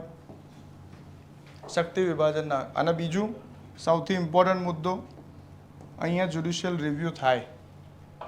અહીંયા શું નહીં થાય? જ્યુડિશિયલ રિવ્યુ નહીં થાય. અને આનો મિનિંગ છે, હવે જો મોટો ક્વેશ્ચન છે, જે દેશના અંદર આ વિશેષતાઓ હોય આને કહેવાય જ્યુડિશિયલ સુપ્રીમેસી, અને જે દેશના અંદર આ વિશેષતાઓ હોય એને શું કહેવાય? પાર્લામેન્ટરી સુપ્રીમેસી. તો આ તમને સીસીમાં પૂછી લે, સંસદીય સર્વોચ્ચતા અને ન્યાયિક સર્વોચ્ચતા વચ્ચે અંતર સ્પષ્ટ કરો. આ વખત જીપીએસસી 2024માં પૂછાયો છે આ ક્વેશ્ચન. ખબર? એટલે આમાં કન્ટેન્ટ મેં હજુ કશું ચલાવ્યું નહીં હો. તમને લાગે છે ટોપિક તો ચાલ્યો જ નહીં, આજે ચાલશે નહીં. આજે ખાલી શું ચાલશે? તમારું માઇન્ડસેટ સેટ કરીશું. અચ્છા, મેઇન્સ કેવી રીતે લખાય, ખબર? અને ધીરે ધીરે ધીરે આ તો ડિટેલમાં હું ચલાવીશ અને આના આન્સર અહીંયા જ લખાઈશું. ખબર? ખાલી આજે તો તમને શું કરી રહ્યો છું? એક વસ્તુ જે લાસ્ટમાં ઓબ્ઝર્વ કરાવવાની છે કરાવી લેક્ચર પૂરું કરી દઈશ. તો એક તો આ વિશેષતા છે નિર્મિત અને શું છે? લિખિત છે. એના પછી શું છે ભાઈ? પાંચમી વિશેષતા, હા, ત્રિસ્તરીય રાજ વ્યવસ્થા. પણ આ લખી દેવાય ને તો કે ભારતના બંધારણના અંદર જ્યુડિશિયલ સુપ્રીમેસી અને શું છે? પાર્લામેન્ટરી સુપ્રીમેસી વચ્ચે સમન્વય છે. એના પછી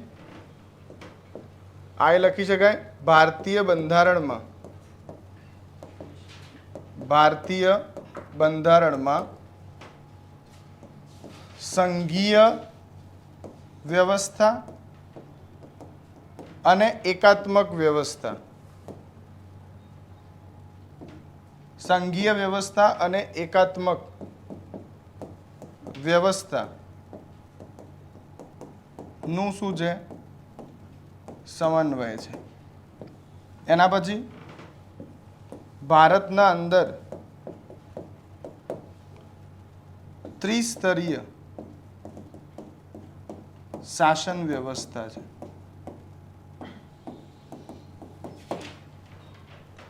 ખબર પડી? એના પછી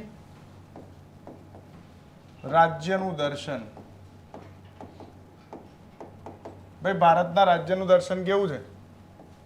સંપૂર્ણ પ્રભુત્વ સંપન્ન છીએ, સમાજવાદી છીએ, પંથ નિરપેક્ષ છીએ,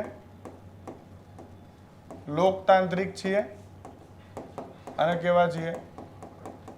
ગણતંત્ર છે. એના પછી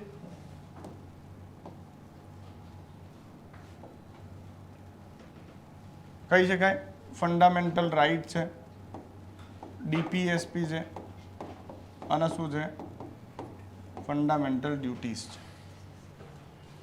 મેં બધું જ લખી દીધું અહીંયા, જે તમે લોકોએ ક્યાંક ના ક્યાંક શું કર્યું હશે? વાંચ્યું. આવું બધું કરવાનું જ નહોતું આમાં. બરાબર? આ એવા લોકો કરે જે ચોપડી વાંચીને આવે. વાસ્તવિક સ્તર ઉપર તમને ખબર છે વિશેષ પહેલો પ્રશ્ન શું હોવો જોઈએ ખબર છે? એક વિષયની લાક્ષણિકતાઓ એટલે શું? હું તમને એમ પૂછું, તમારા જીવનની લાક્ષણિકતાઓ કહો, તમારા ખુદની વિશેષતાઓ કહો. ચલો,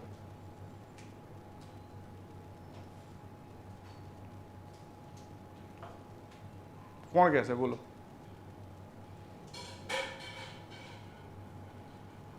તમારી ખુદની વિશેષતાઓ શું છે?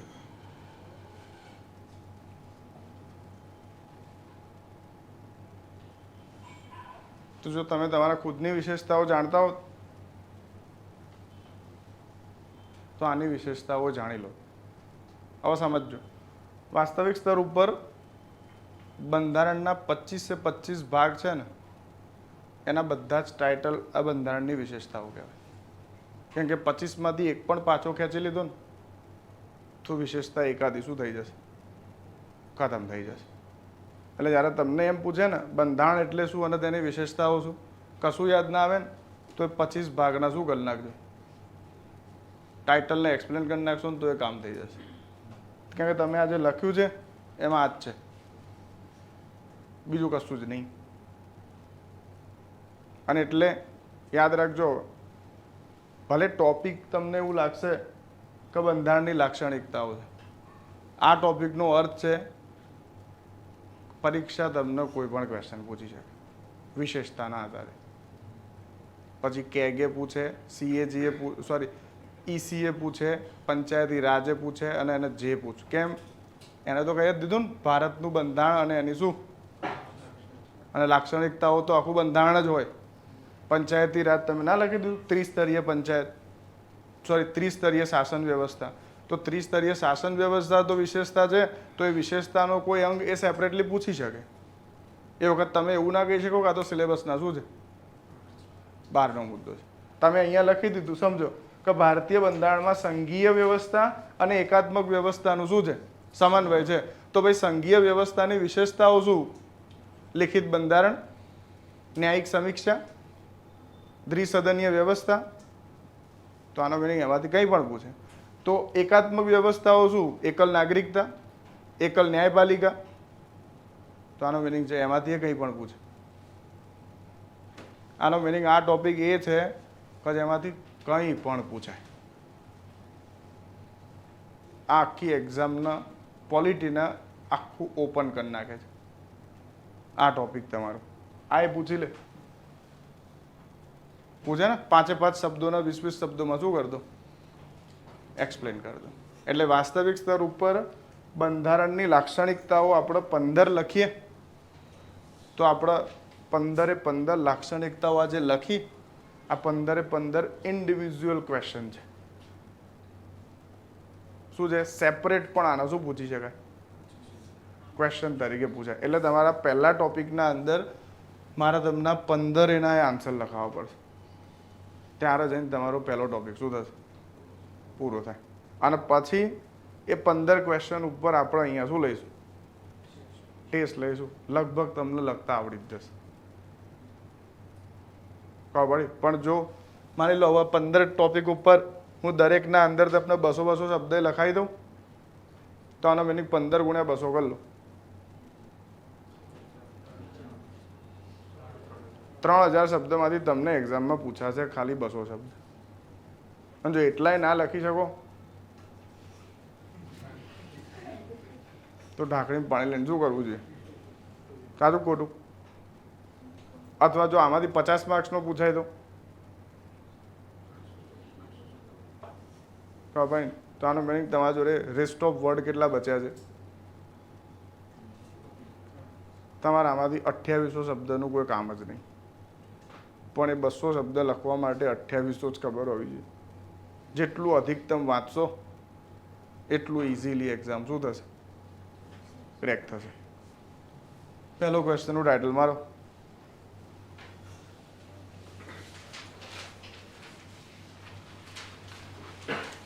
તો ખબર પડે ને આ ટોપિક એવો નહીં કે એક જ ક્વેશ્ચન બનશે આમાં. આ ટોપિકમાંથી જ 15-20 બનશે પછી બીજો ટોપિક ચાલશે.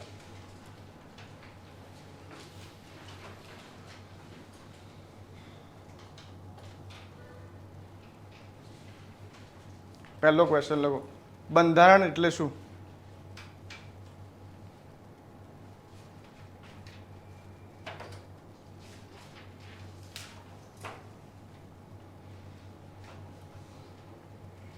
હવે સમજો મજા આવશે. હું આના અંદર એવું ના લખું કે ભારતીય બંધારણની લાક્ષણિકતાઓ જણાવો અને ખાલી એવું લખી દઉં લાક્ષણિકતાઓ જણાવો તો ફસાઈ જાઓ તમે. તો મને એટલું વિચારીને કહો વિશ્વનું કયું બંધારણ હશે કે જેમાં આ નહીં હોય? બસ અમેરિકાના અંદર હોય ને તો લચીલું ના આવે ખાલી કઠોર આવે. અને બ્રિટનનું પૂછાય ને તો કઠોર ના આવે લચીલું આવે. અમેરિકાનું હોય તો ન્યાયિક સમીક્ષા આવે. બ્રિટનનું હોય તો ન આવે. આટલું બદલી નાખો એટલે અમેરિકન બ્રિટન થઈ ગયું. કશું સામાન્ય ટોપિકો છે આ બધા. ખાલી તમને ખબર હોવી જોઈએ કયું પ્લસ કરવાનું છે ને કયું માઇનસ કરો. એટલે આનો મિનિંગ કે વિશ્વના કોઈ દેશો એવા ના હોય સમજો કે આના સિવાય અન્ય વિશેષતાઓ ધરાવતા. 193 પૃથ્વી ઉપર દેશો છે ને તો 193ની વિશેષતાઓ આ જ હોય. બસ કોક કેટલું વધારે કઠોર હોય તો કોક કેટલું ઓછું હોય. ભાઈ તમે બધા પુરુષો છો તો આંખ કાન નાક તો છે જ ને. કોકની બુદ્ધિ વધારે સારી હોય તો પહેલો રેન્ક લઈ જશે. તો વિશેષતાઓ આંતરિક અલગ હોય. બાહ્ય તો બધાની કેવી હશે?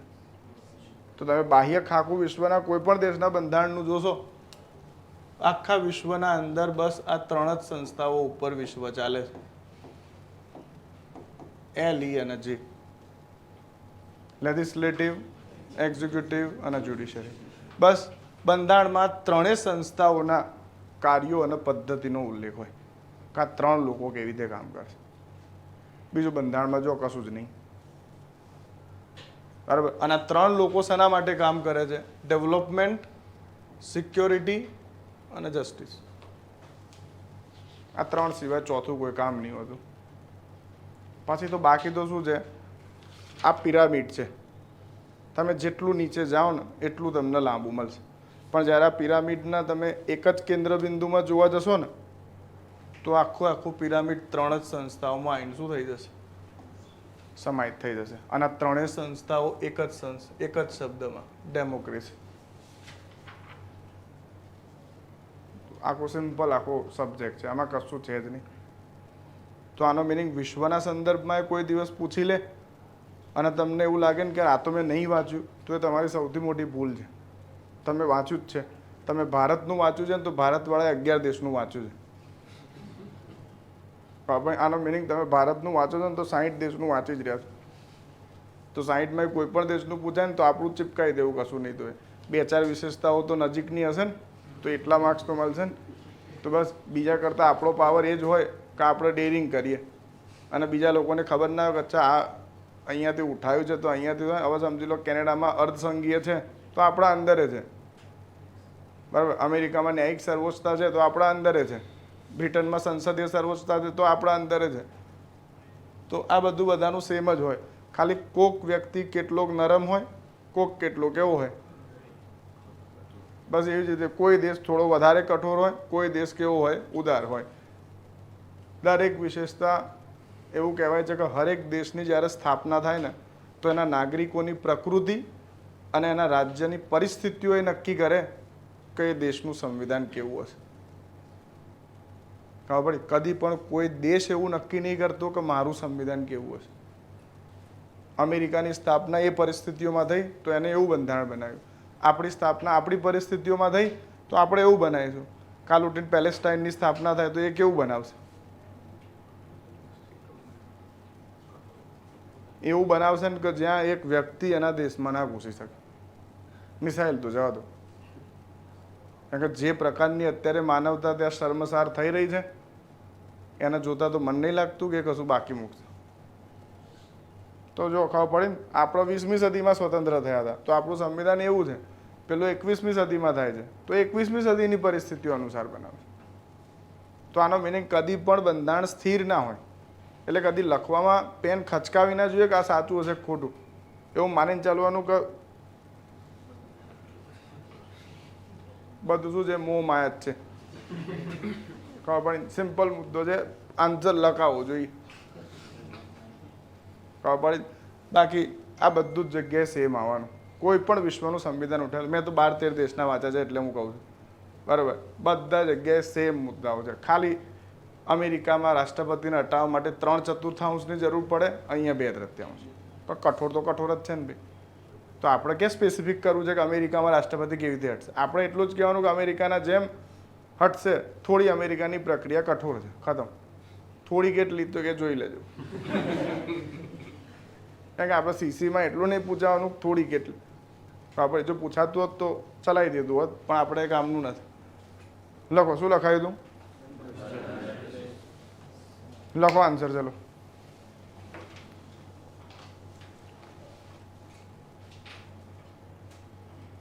કેસી વિયર દ્વારા લખું, હું નામ લખું.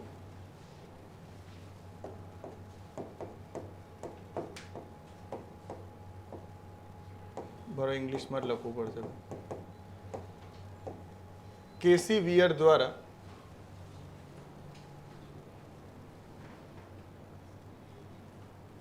શાંતિથી લખજો. કેસી વિયર દ્વારા વિશ્વના બંધારણને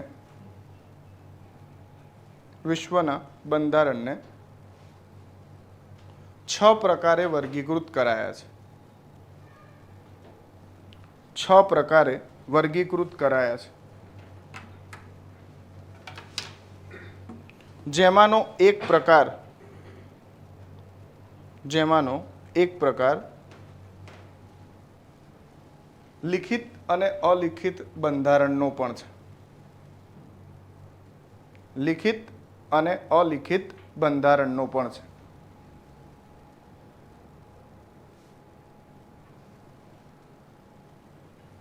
બંધારણરૂપી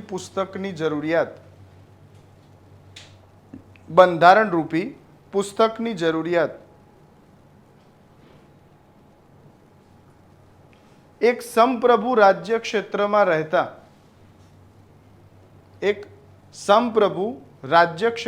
રહેતા નાગરિકોના ન્યાય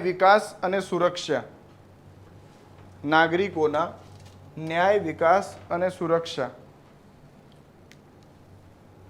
ના ઉદ્દેશોની પૂર્તિ માટે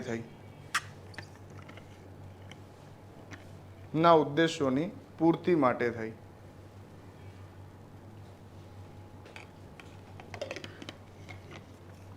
સામાન્ય શબ્દોમાં બંધારણ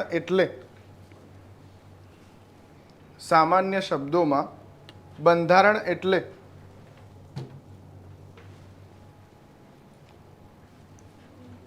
હવે જો અલ્પવિરામ, ડબલ ઇન્વર્ટેડ કોમા શીખવાનું ચાલુ કરી દો. સામાન્ય શબ્દોમાં બંધારણ એટલે એક રાજ્યના સંચાલન માટે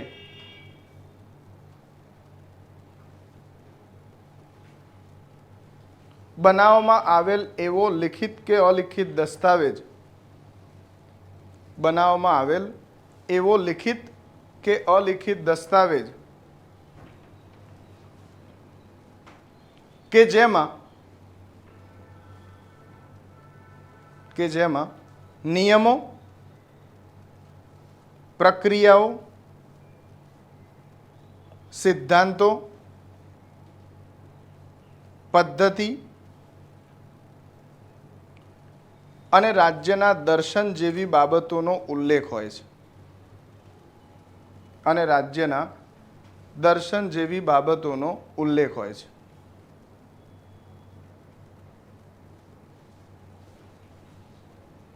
ઇન્વર્ટેડ કોમા પૂરો. હવે પેરેગ્રાફ પેન લખો. ભારતીય બંધારણ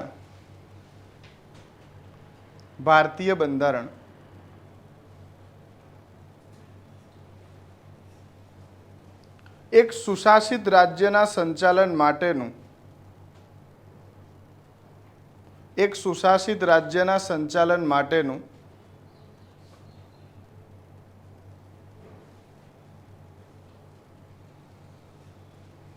બંધારણ સભા દ્વારા કરવામાં આવેલ સુંદર લેખન છે. બંધારણ સભા દ્વારા કરવામાં આવેલ સુંદર લેખન છે.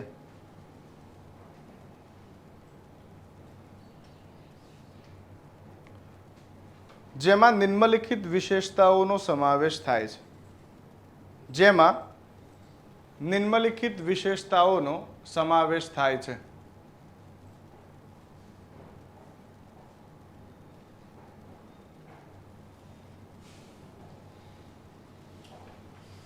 એમાં પહેલું લખો, ડેશ ડેશ કરી, ફર્સ્ટ કરી લખો. હવે અહીંયા સબટાઇટલ મારો. શું મારશો ભાઈ? લિખિત અને નિર્મિત બંધારણ.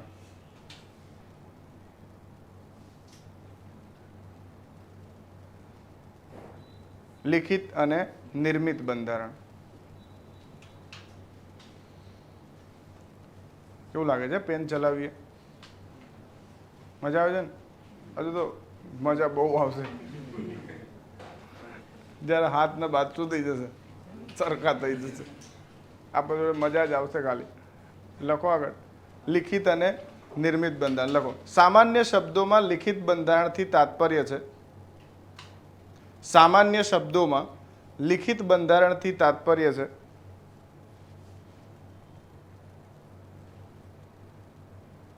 એવા રાજ્યનું બંધારણ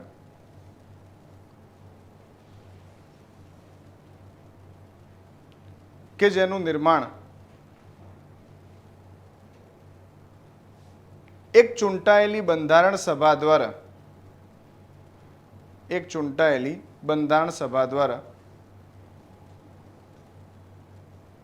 નિશ્ચિત સમયમાં કરવામાં આવ્યું હોય. નિશ્ચિત સમયમાં કરવામાં આવ્યું હોય.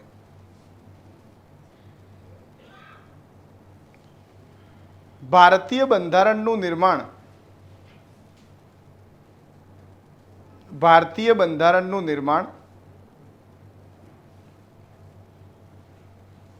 6 ડિસેમ્બર 1946ના રોજ સ્થાપિત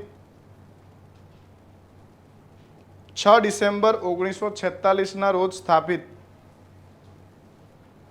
બંધારણ સભા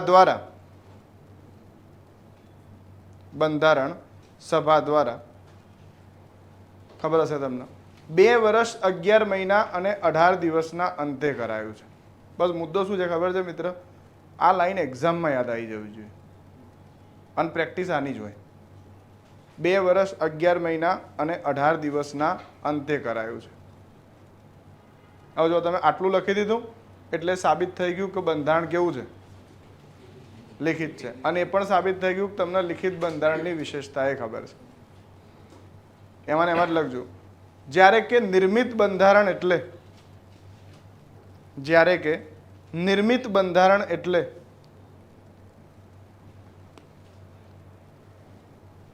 એવા રાજ્યનું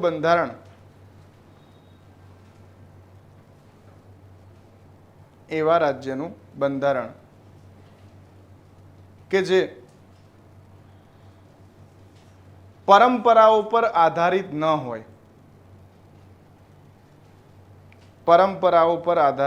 હોય,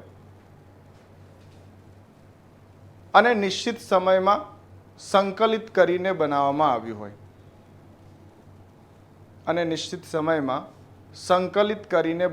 આવ્યું હોય,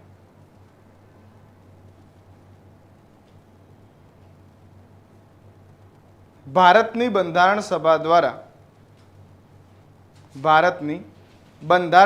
દ્વારા 26 જાન્યુઆરી 1950 રોજ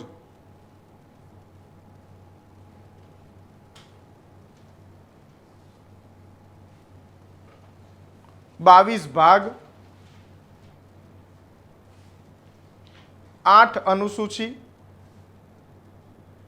અને 395 અનુચ્છેદ સાથે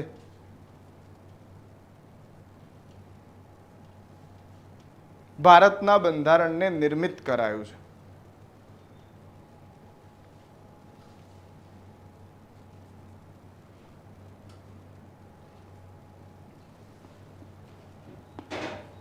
ક્લિયર? આ પહેલી વિશેષતા થઈ. સેકન્ડ વિશેષતા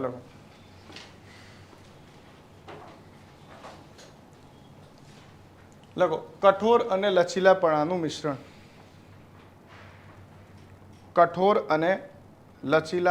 મિશ્રણ.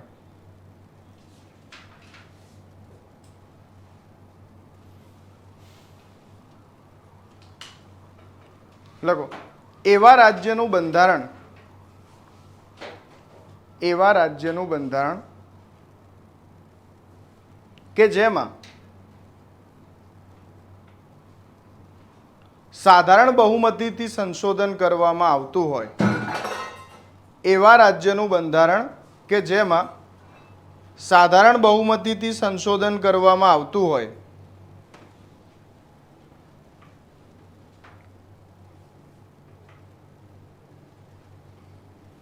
તેને લચીલું બંધારણ કહેવાય છે.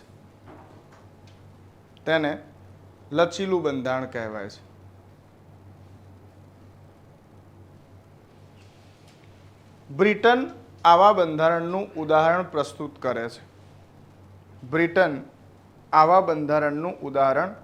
કરે છે.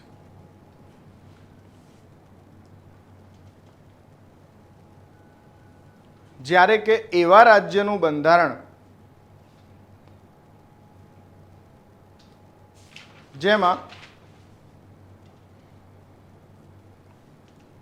સંશોધન વિશેષ બહુમતીથી સંભવ હોય,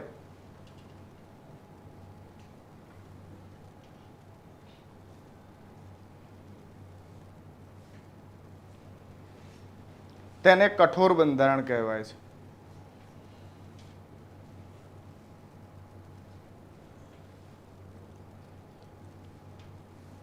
અમેરિકા, ભારત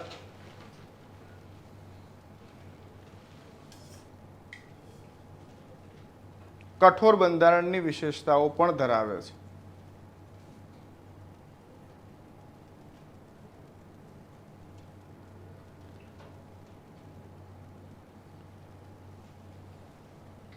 એમાં લખવાનું છે.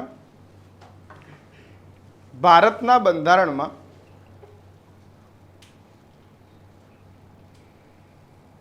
લચીલા બંધારણની વિશેષતાઓ તરીકે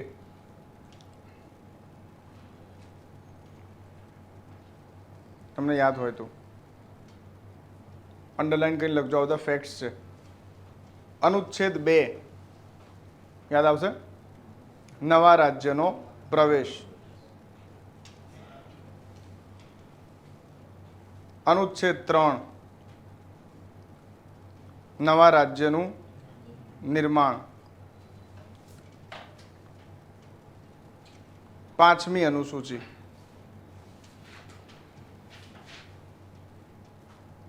છઠ્ઠી અનુસૂચિ વગેરેમાં સંશોધન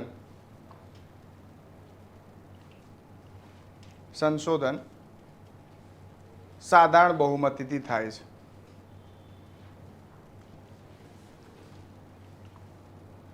જ્યારે કે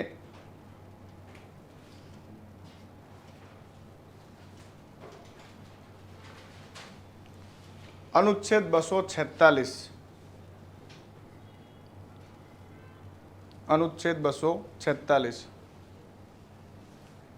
સંઘ રાજ્ય શક્તિ વિભાજન.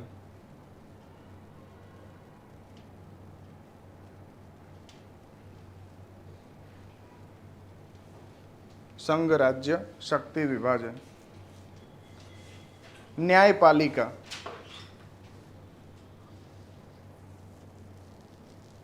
રાષ્ટ્રપતિનું ચૂંટણી મંડળ. મૂળભૂત અધિકારો વગેરેમાં સંશોધન 2/3 બહુમતીથી થાય છે.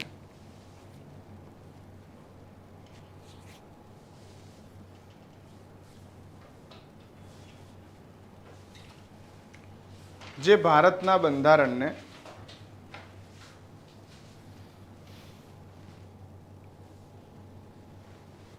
અમેરિકા અને બ્રિટનની સંમિશ્રિત વિશેષતાઓ પ્રદાન કરે છે.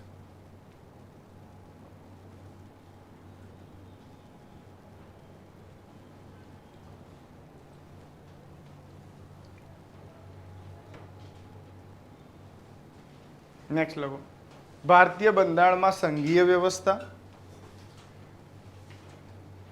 ભારતીય બંધારણમાં સંઘીય વ્યવસ્થા અને એકાત્મક વ્યવસ્થાનું સમન્વય છે.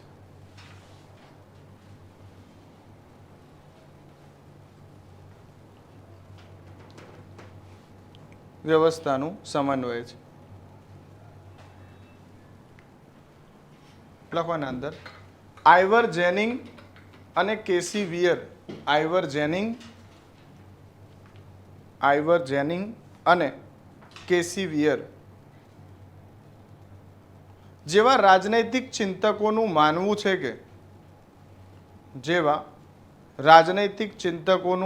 છે કે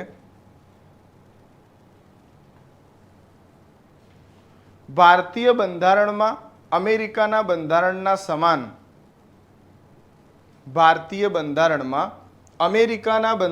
સમાન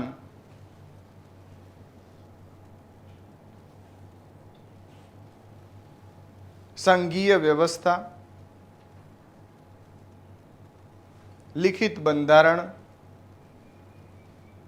મૂળભૂત અધિકારો,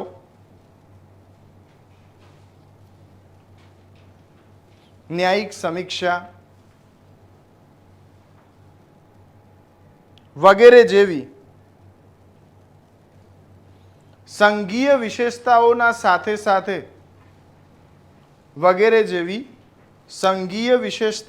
સાથે સાથે બ્રિટનના બંધારણના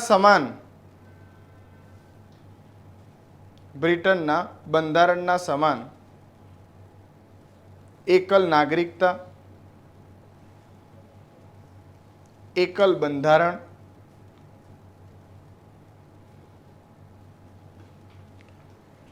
જેવી એકાત્મક વિશેષતાઓ પણ જોવા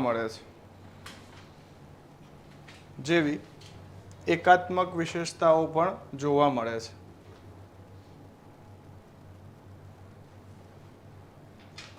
નેક્સ્ટ લખો. ત્રિસ્તરીય શાસન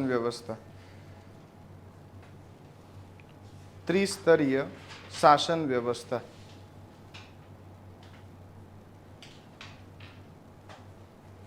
લખો. ભારતીય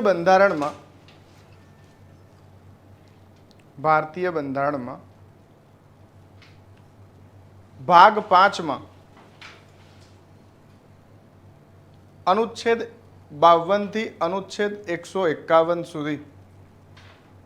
અનુચ્છેદ 151 સુધી સંઘ સરકારનો ઉલ્લેખ છે.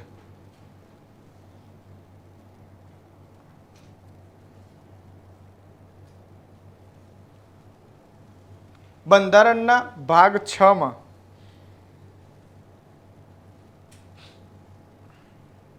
અનુચ્છેદ 152 થી બરાબર લખાયું, અનુચ્છેદ 237 સુધી રાજ્ય સરકારનો ઉલ્લેખ છે.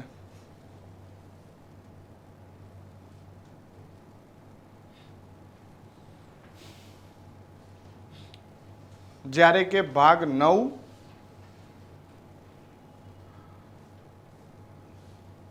અને ભાગ 9A માં ક્રમશઃ, જો શબ્દનો પ્રયોગ આ રીતે થશે, ક્રમશઃ અનુચ્છેદ 247 થી અનુચ્છેદ 243 થી અનુચ્છેદ 243 ZG સુધી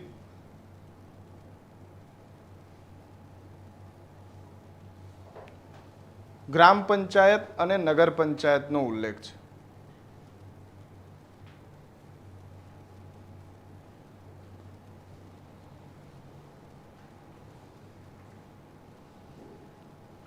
પાંચમી વિશેષતા લખો.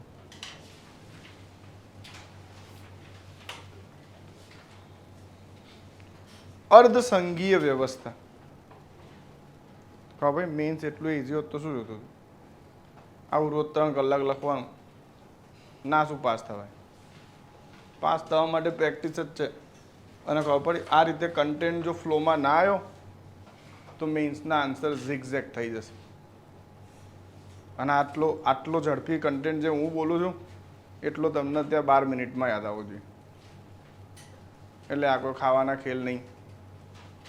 હવે આમાં ફક્ત શું છે? મહેનત છે.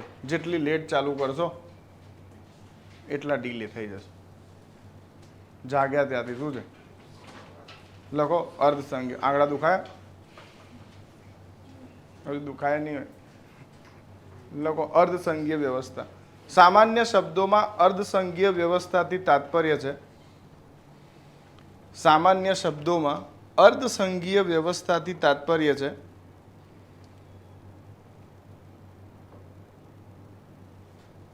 એવી શાસન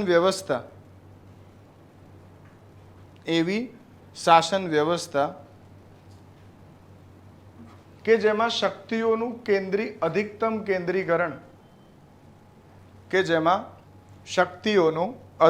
કેન્દ્રીકરણ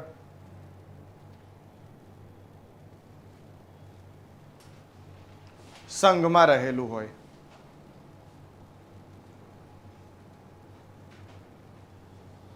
ભારતના બંધારણમાં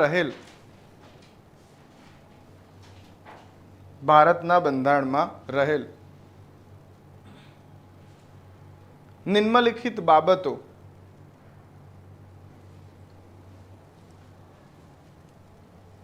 ભારતના બંધારણને અર્ધસંઘીય પ્રકૃતિ પ્રદાન કરે છે.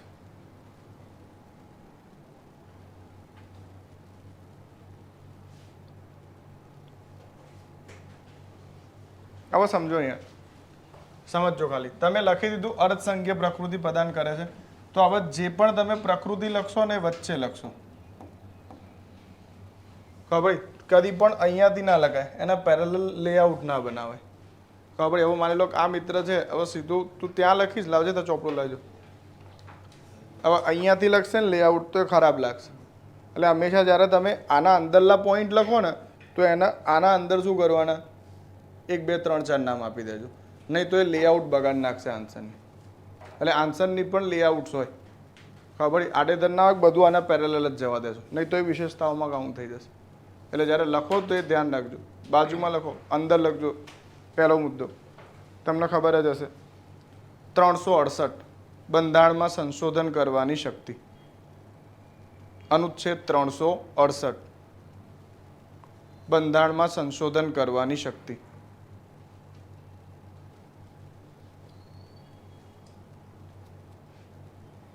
બીજું કયું છે? સેકન્ડ લખો, આર્ટિકલ નંબર 2 નવા રાજ્યોનો પ્રવેશ.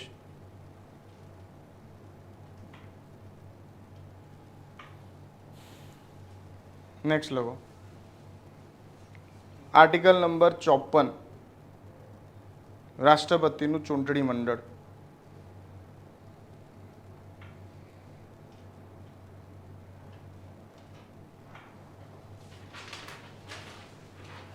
નેક્સ્ટ લખો. આર્ટિકલ નંબર 3 નવા રાજ્યોનું નિર્માણ.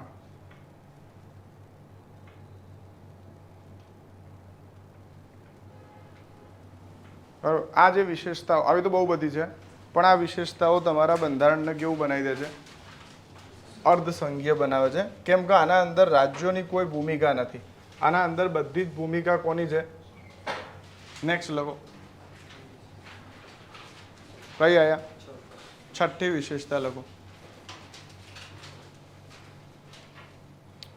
સંસદીય સર્વોચ્ચતા અને ન્યાયિક સર્વોચ્ચતા વચ્ચે સમન્વય. સંસદીય સર્વોચ્ચતા અને ન્યાયિક સર્વોચ્ચતા વચ્ચે સમન્વય.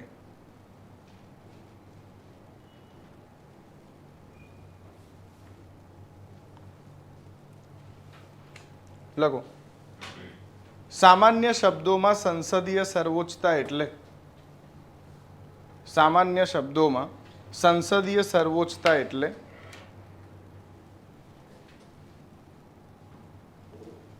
સંસદ દ્વારા બનાવવામાં આવેલા કાયદાની ન્યાયિક સમીક્ષા ન થતી હોય.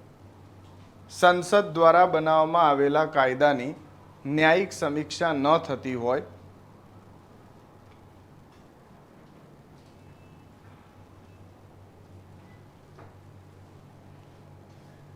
તેવી શાસન પ્રણાલીને સંસદીય સર્વોચ્ચતા કહેવાય છે.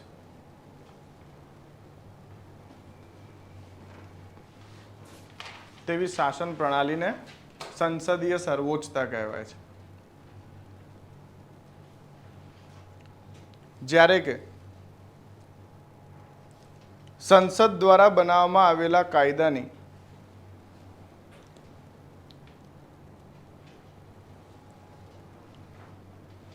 જો ન્યાયિક સમીક્ષા સંભવ છે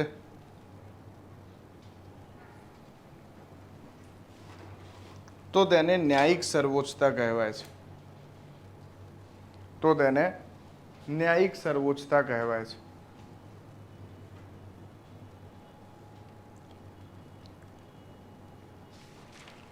ભારતીય બંધારણ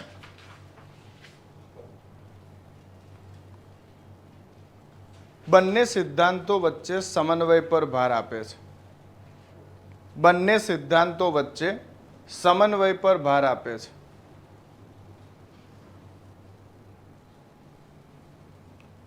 અને બંને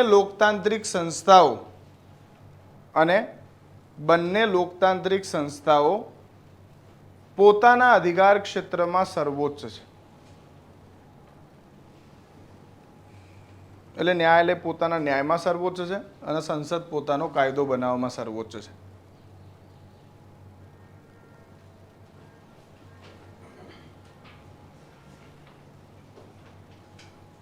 નેક્સ્ટ લખો. કયું આયા?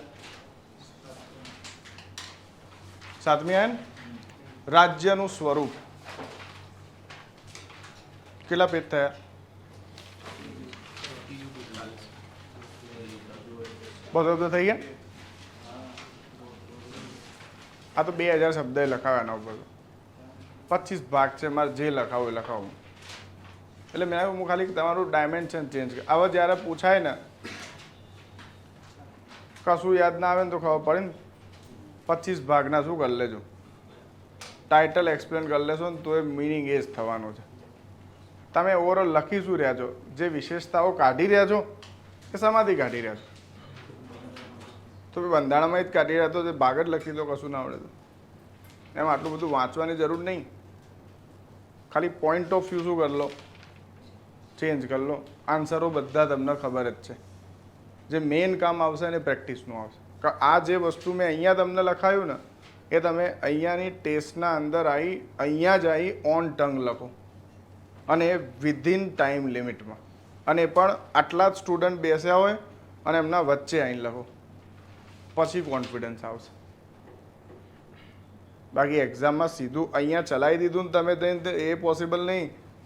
અહીંયા આવીને પહેલાં લખો, ઘરે જઈ અને પહેલાં પ્રેક્ટિસ કરો. શાની પ્રેક્ટિસ કરો? અચ્છા આ ક્વેશ્ચન મને પૂછાશે તો હું એને આ રીતે ઓપરેટ કરીશ.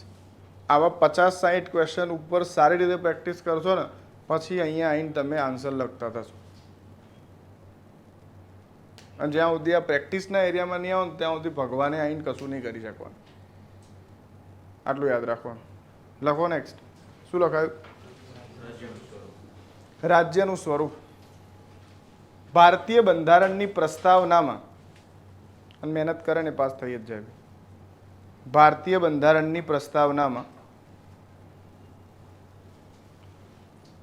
સંપૂર્ણ પ્રભુત્વ સંપન્ન,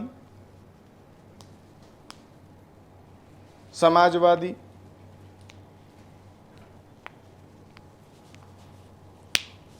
પંથ નિરપેક્ષ, લોકતાંત્રિક અને ગણતંત્રાત્મક શાસન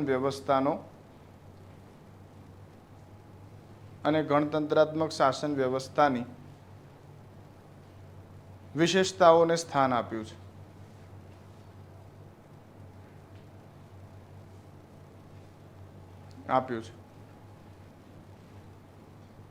જે ભારતના બંધારણને જન કેન્દ્રિત લોકતંત્ર બનાવે છે.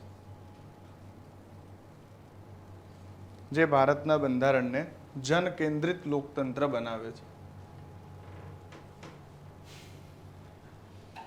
હવે પેરેગ્રાફ પેન લખો. આ પ્રકારે ભારતનું બંધારણ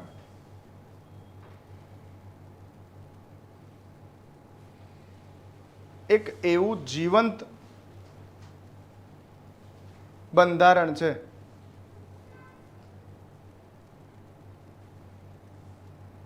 જે નવીન અને પરંપરાગત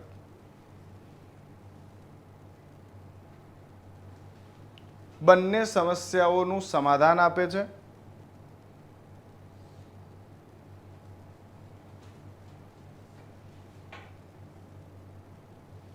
અને સાથે જ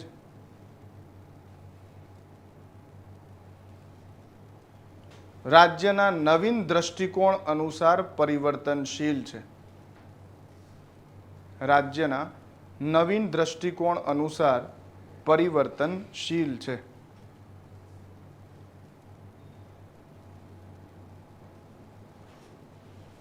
જોઈ લો 200 શબ્દો થઈ જશે. થઈ જાય છે? કેટલા થયા? તમે સમજ ક્વેશ્ચન નહીં લખાવ્યો મેં. ટોપિક હવે ચાલુ થશે. આ તો ટોપિક ભણવા માટે આટલું ખબર જ હોવી જોઈએ. એટલે તમને હવે કોઈ પૂછે કે ભારતનું બંધારણ અને એની લાક્ષણિકતામાં ભાઈ કયા કયા મુદ્દા આવે, તો એટલીસ્ટ તમે એટલું તો એને કહી શકવા જોઈએ આટલું તો આવે છે. આવા મુદ્દો શું આવ્યો ખબર? આમાંથી ક્વેશ્ચન શું પૂછાય? આ તો પૂછાશે ને તો એ તો બધા જ લખવાના છે. આવા મુદ્દો શું છે? આમાંથી જ્યારે ક્વેશ્ચન આવશે તો એ ક્વેશ્ચન કેવા આવશે અને એક એક વિશેષતા ઉપર તમે 200 શબ્દ કેવી રીતે લખશો. એક્ઝેક્ટલી ટોપિક આ છે. ટોપિક આ ચલાવ્યો નથી. આ તો એ જ છે કે તમને એટલું ખબર હોવી જોઈએ કે આ ટોપિકમાં શું આવે છે. તો પહેલો ટોપિક શું હતો? ભારતના બંધારણ અને તેની લાક્ષણિકતાઓ. હવે તમને એમ કોઈ પૂછે નીચે જઈને કે કોઈ પણ જગ્યાએ કે આ ટોપિકમાં શું આવે, તો તમે એટલું તો કહી શકો છો કે આમાં શું આવે. બીજો મુદ્દો હવે આમાંથી પૂછાય શું, તો લખો હવે ક્વેશ્ચન બેંક.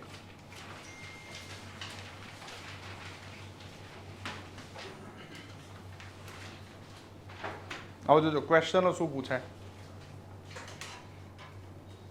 લખો નિર્મિત અને વિકસિત બંધારણ વચ્ચે અંતર સ્પષ્ટ કરી. નિર્મિત અને વિકસિત બંધારણ વચ્ચે અંતર સ્પષ્ટ કરી.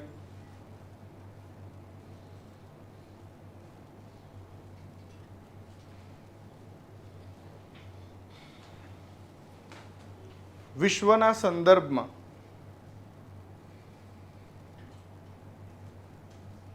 ભારતની સ્થિતિનું ભારતની સ્થિતિને સ્પષ્ટ કરો.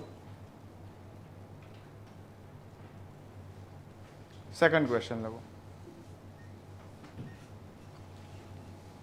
ભારતીય બંધારણ વિશ્વનું સૌથી લાંબુ બંધારણ છે. વિશ્વનું સૌથી લાંબુ બંધારણ છે.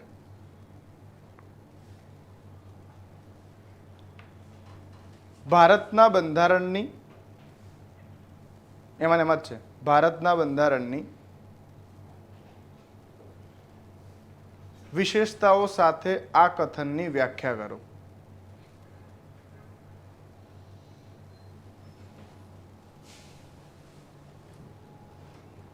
ત્રીજો ક્વેશ્ચન લખો. બહુમતી એટલે શું? બહુમતી એટલે શું?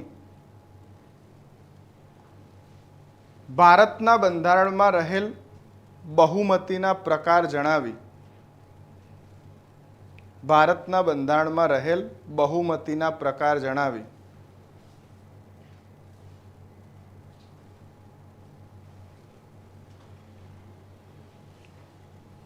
તેના માધ્યમથી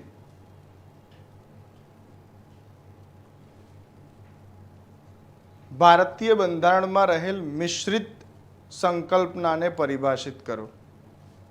તેના માધ્યમથી ભારતના બંધારણમાં રહેલ બહુમતીની મિશ્રિત સંકલ્પનાને પરિભાષિત કરો. થોડું ટફ લખાવું છે, એનું કારણ છે તમને ક્વેશ્ચન ડીકોડ કરતા શીખવાડવાના. તમે ઇઝી તો આવડી જશે, પણ આપણે એ પણ ચેક કરવાનું છે કે ડીકોડ કેવી રીતે કરશો તમે. નેક્સ્ટ લખો. સંસદીય સર્વોચ્ચતા અને ન્યાયિક સર્વોચ્ચતા વચ્ચે અંતર સ્પષ્ટ કરી. સંસદીય સર્વોચ્ચતા અને ન્યાયિક સર્વોચ્ચતા વચ્ચે અંતર સ્પષ્ટ કરી.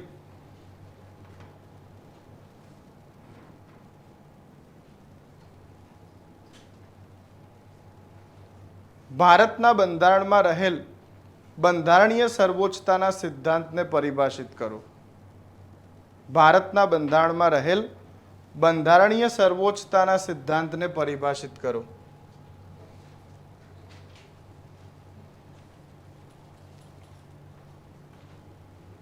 નેક્સ્ટ લખો.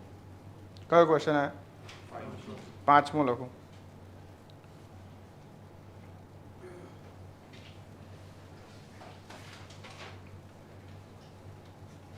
અર્ધસંઘીય વ્યવસ્થા એટલે શું? અર્ધસંઘીય વ્યવસ્થા એટલે શું?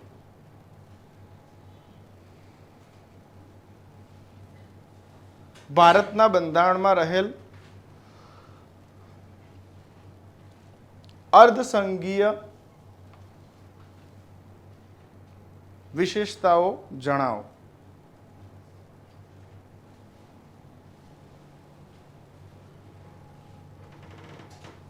નેક્સ્ટ લખો. કયો ક્વેશ્ચન આવે? સંઘીય વ્યવસ્થા અને એકાત્મક વ્યવસ્થા.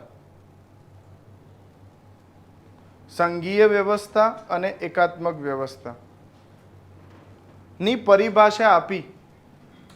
ની પરિભાષા આપી. ભારતના સંદર્ભમાં તેમની વિશેષતાઓ જણાવો. ભારતના સંદર્ભમાં તેમની વિશેષતાઓ જણાવો. નેક્સ્ટ. ભારતનું બંધારણ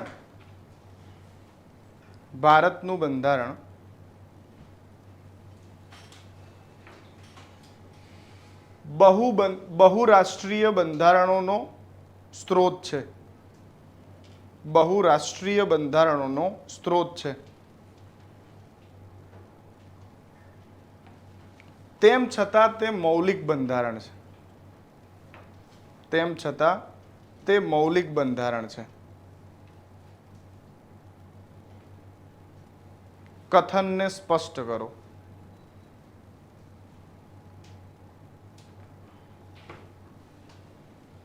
નેક્સ્ટ ક્વેશ્ચન લખો.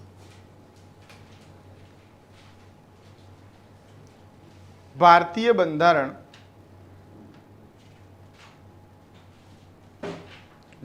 બંધારણ ને ભાનુમતીનો પિટારો કહેવાય છે.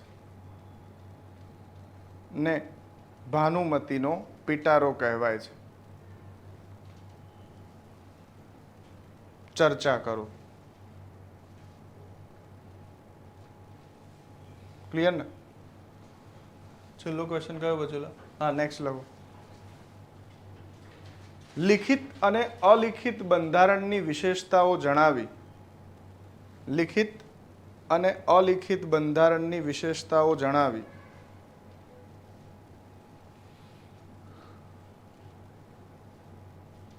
ભારતીય બંધારણના સંદર્ભને પરિભાષિત કરો. ભારતીય બંધારણના સંદર્ભને પરિભાષિત કરો.